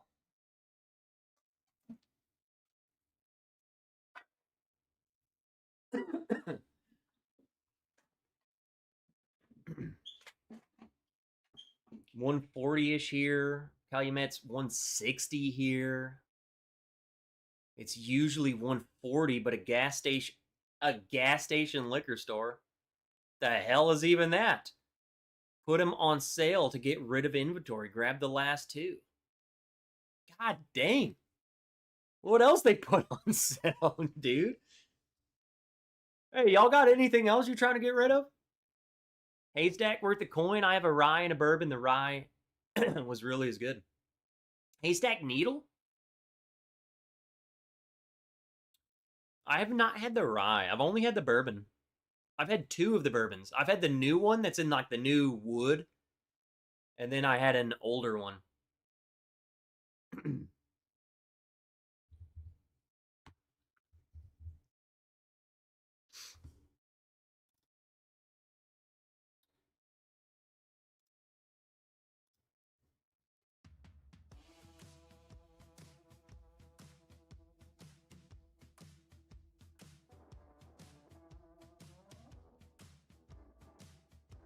Oh, Dustin, you're in Cincinnati, dude. What is it up? Ohio seems to get freaking everything, bro. I feel like Ohio gets more than Kentucky. I think they just ship all their stuff to Ohio. You're just truck it on over the freaking line and just sell it there.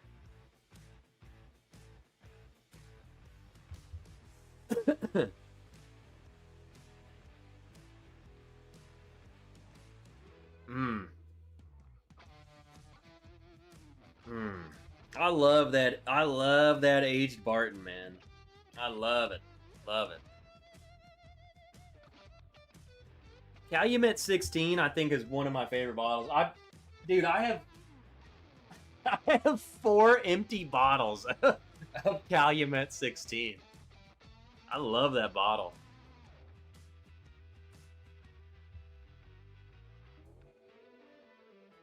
Ohio is the largest buyer of bourbon in the country. Said I don't shop here. Cincinnati still has lines out the door on delivery days. See, that's I envy you when I'm like when you're like, yeah, I could just go to the store and get this bottle and this bottle. This is what I envy you for. I guarantee you, Dustin, just walk down your bourbon aisle and look at every single bottle, then come here. You're gonna be like, Trev, you have about a tenth of the bottles we got. I'm talking regular bottles. There are bottles that I have never seen in my life that you have. And I'm sure they're probably just whatever. Just some distillery's young swill. But like, we don't have it. You have everything in my eyes. Now, I don't envy you of people standing in a line every single day. Like, what the freak are y'all doing?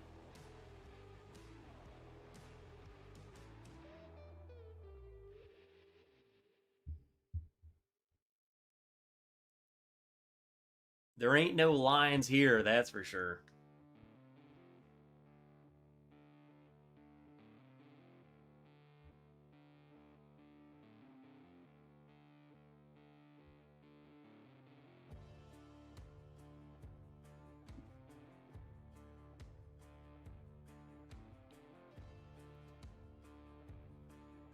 Anything that doesn't sell massively, they drop. So it's not like Kentucky where. So maybe it's Kentucky, I guess. Like a liquor bar. Go to like Party Source or Liquor Barn, and it's just like a goddamn wall of bourbon. I'd never heard of Kings County Distilling till I went to your town. You didn't come here, Joe. Kings County? Am I mistaking that for something? Kings County. Oh, no, no, no. That's the one that's up in New York. That's right. I do. We get those bottles. See, I was thinking you meant King's Family. And I was like, what do you mean?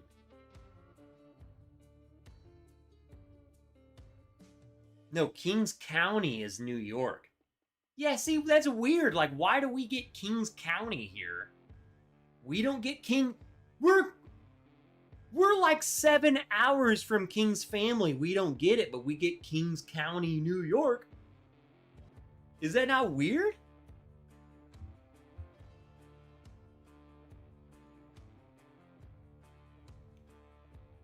I just think I don't know. We also have like no people in this state. They're like some of you guys' cities are bigger than my entire state. So we're not gonna get the good allocation of bourbon of any kind. Peter White, dude, you were at the end of it. We're like 2.5 hours in. I'm wrapping it up.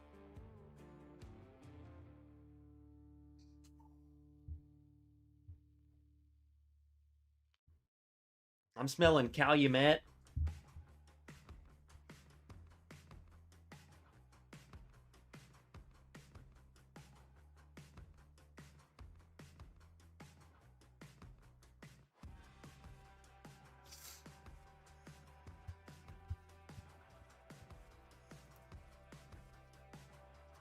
Well, I hope you guys enjoyed today's stream. I had a great time hanging out.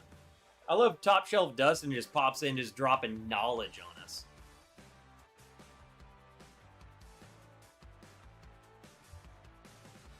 How the freak do you guys know all this stuff?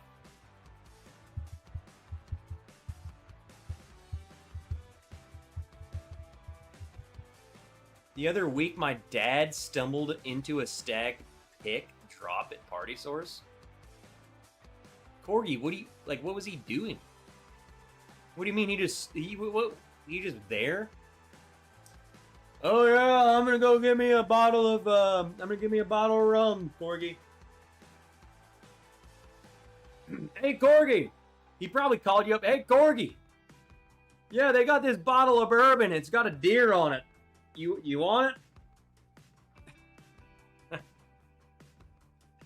Yeah, I got it right here in my hands right now. They said I can buy it. It's $59.99.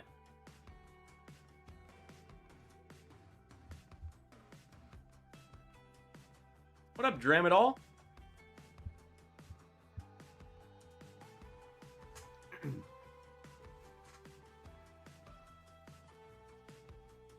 Needed a distraction from stupid basketball. Well, we were watching it earlier. I got it on. Who I got on right now? Texas and Auburn. Wait, that's baseball. I got the baseball game on.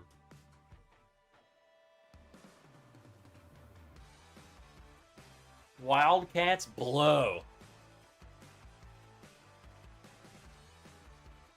Was that Kentucky? Is that the Kentucky Wildcats? We watched that game, Peter. I watched it, but it was on right here. We were talking about Kentucky versus Iowa. Yeah, we had it on earlier.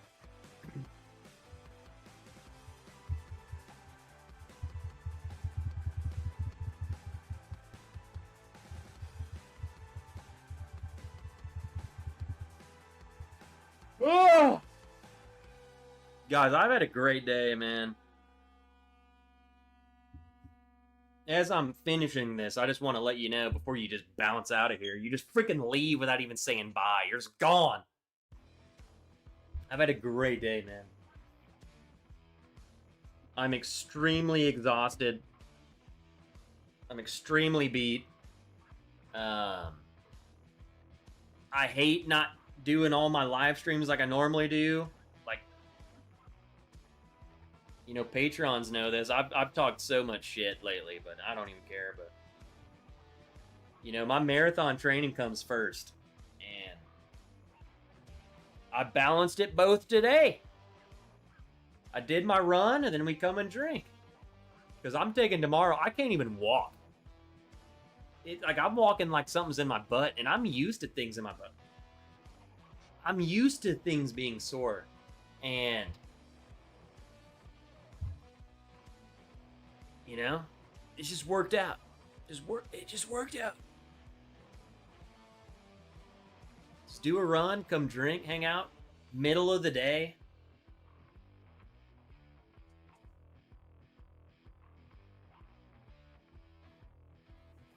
So what are you making Miss Wrench for dinner? So we're doing... It is a nice day. Sun's out, but it's hot as piss. It's 89 degrees. Like, what are we doing in March? But I'm firing up the grill. I'm doing a bacon-wrapped pork chop. Fajita seasoned pork chop, you know? Like, just the good kind. And then I'm going to do throw some squash and zucchini on the grill. And then I'm just going to warm up some beans. Some grilling beans. I really didn't know what else to do with the pork chop. I'm like, what the freak else goes with this?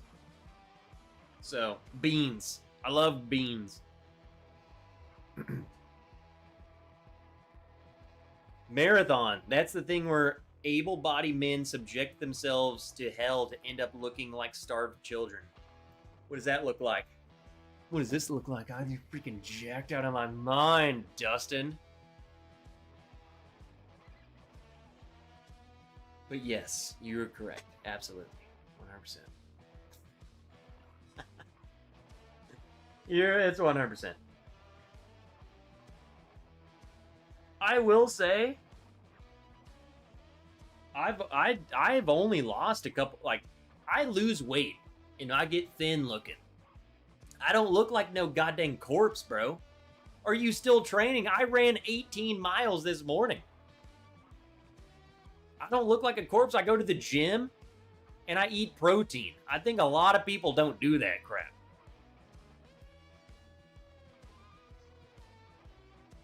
I think a lot of them fools, that's all they do. They don't go to the gym and they freaking eat rice.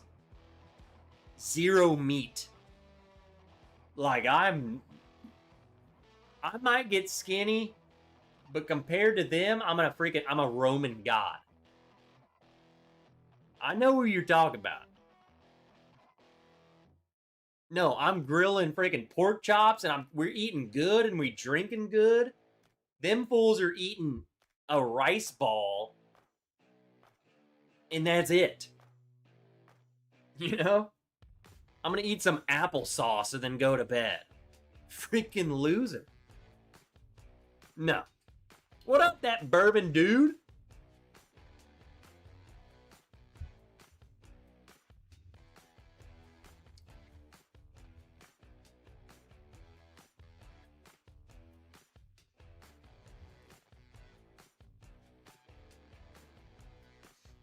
Pork chops and applesauce. That probably goes together, to be honest. I got another 10 pounds of muscle to lose at least. No. I'm 1 month, Dustin, I'm 1 month away. This is it. This is what the marathon's getting in me.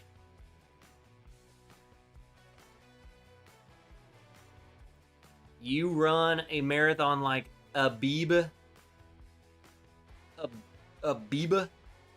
Bikala set a world record barefoot because his shoes were giving him blisters.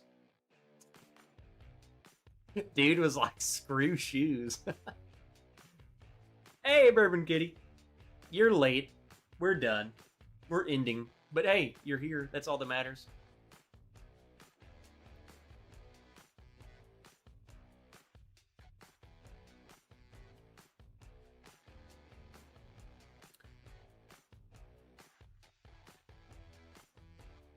Jacked beast pounding the run.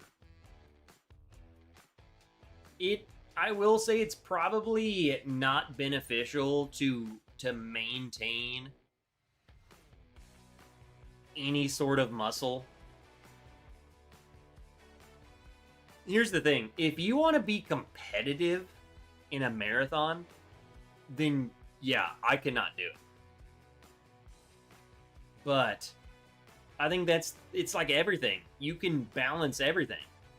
I can not look like a freaking skeleton and still run the race.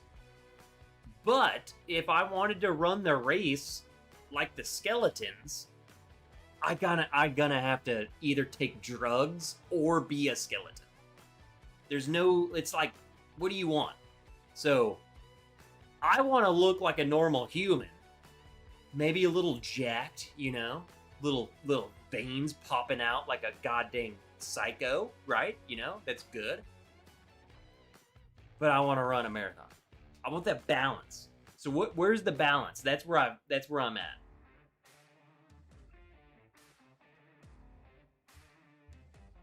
I don't want to look like a freaking corpse running down the road.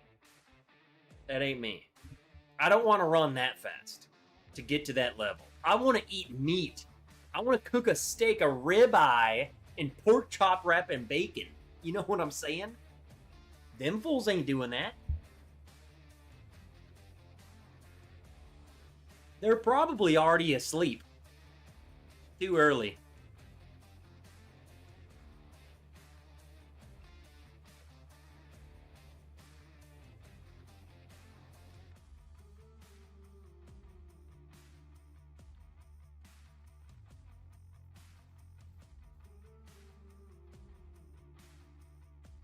Meanwhile, my 30% flab bod could use that marathon weight loss, but I can't imagine my ego if I couldn't bench 315. I'd be done for. Yeah, bro. If I unracked 315, it would break my elbows and crush my chest. I don't even think, and it's not even I don't even think. I know I couldn't even do 225 right now. Like, no joke. Just an honest, no bullshit estimate of what my bench would be right now. Like, no joke. Max 1 rep. I bet you I could do 185 for 1. That's where I'm at. I have 0 strength. All I do in the gym is hypertrophy. Just max reps. So like, I'll take 135 on the bench and I'll do like 20 reps, but I'm not going up at all.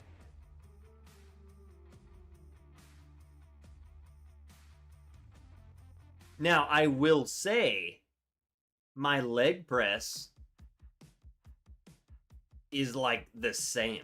My legs are as strong, if not stronger, than when I was like weightlifting. My calves. This is the best my calves have ever looked, and it's just because I'm running all the time, dude. Dustin, my calves blow yours out of the freaking water. They are jacked. They are huge.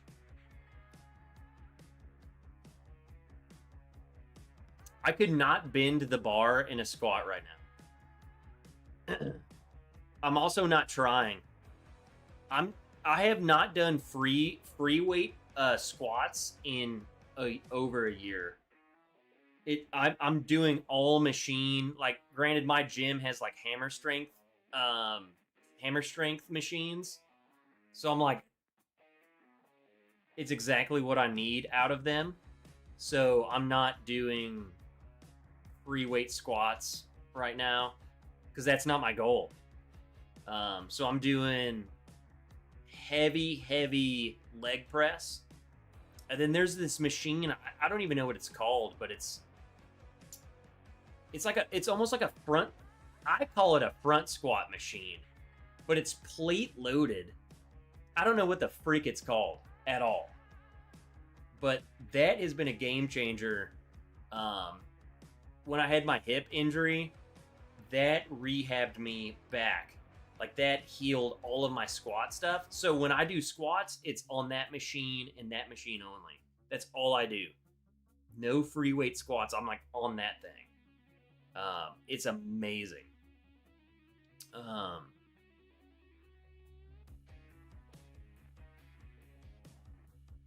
Other than that, I'm running. I'm in there. I do chest, back, shoulders, legs. I still go to the gym, but it's like a pendulum squat. That might be what it is. Let me look.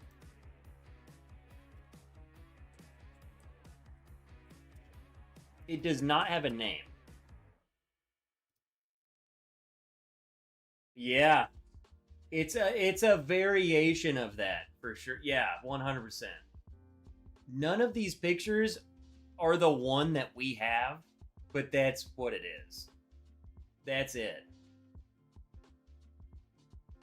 I feel like ours is a little more like barbaric. Like these look insane.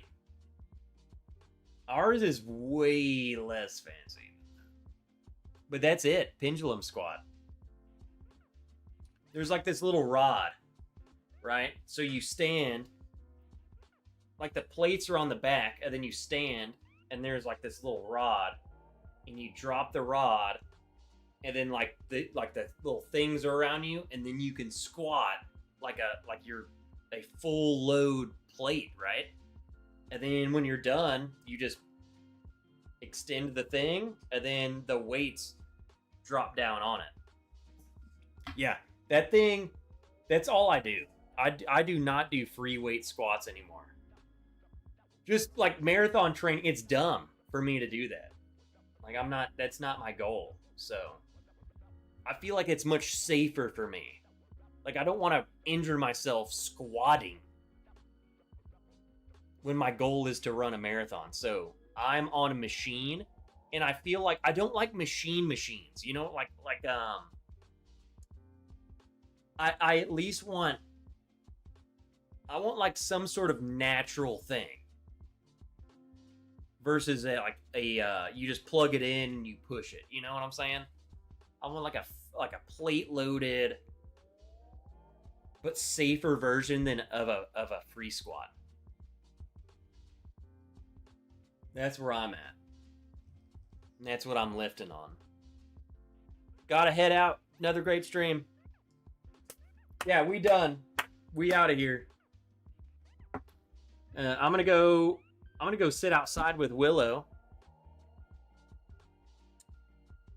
We're gonna watch some baseball. We're gonna watch some football. Basketball, I guess.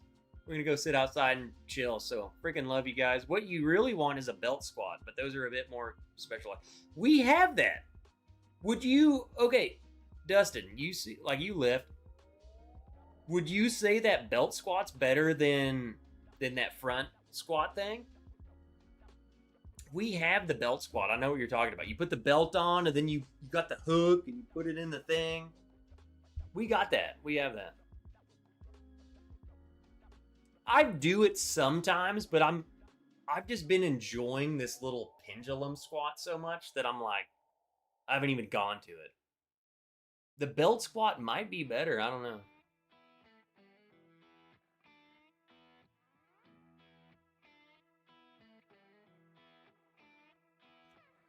All right. Love you guys. I had a great time. Thanks for stopping by, especially on a Sunday afternoon. Unplanned. We were just here. Thanks for being here. Again, thanks for showing up, because I'm not regular at this anymore, man. Like, I'm full blown. Like, I got my marathon coming up, man. So I can't promise you when I go live. I might have to shift it to another day. Like, Fridays just might not be, at least for the next month. Fridays just might not work at all. So, because this is it. I mean, I'm locked in. This is the final stretch, man. We're there. We're freaking right there. So, I don't want to just not stream for a month. We just might have to move it to another day. Might have to move it to a day that I'm off. You know? Sunday evening, because I typically don't run on Mondays. So, we might got to move. Might go Sunday night live stream. Or something, you know? So, we'll see. We'll see. I love you guys. Enjoy your Sunday. Go watch some sports, basketball. Go eat crayons, Joe. I know you're itching to open up that crayon box. I know. Martin, love you. Dustin, do push-ups. Peter, amazing. Dram it all, perfect. Follow, delicious. All right, love you guys. See y'all when I see y'all next. I will try and get, we'll get some more content going. Love you, bye. No explanation. When I see ya, I see ya.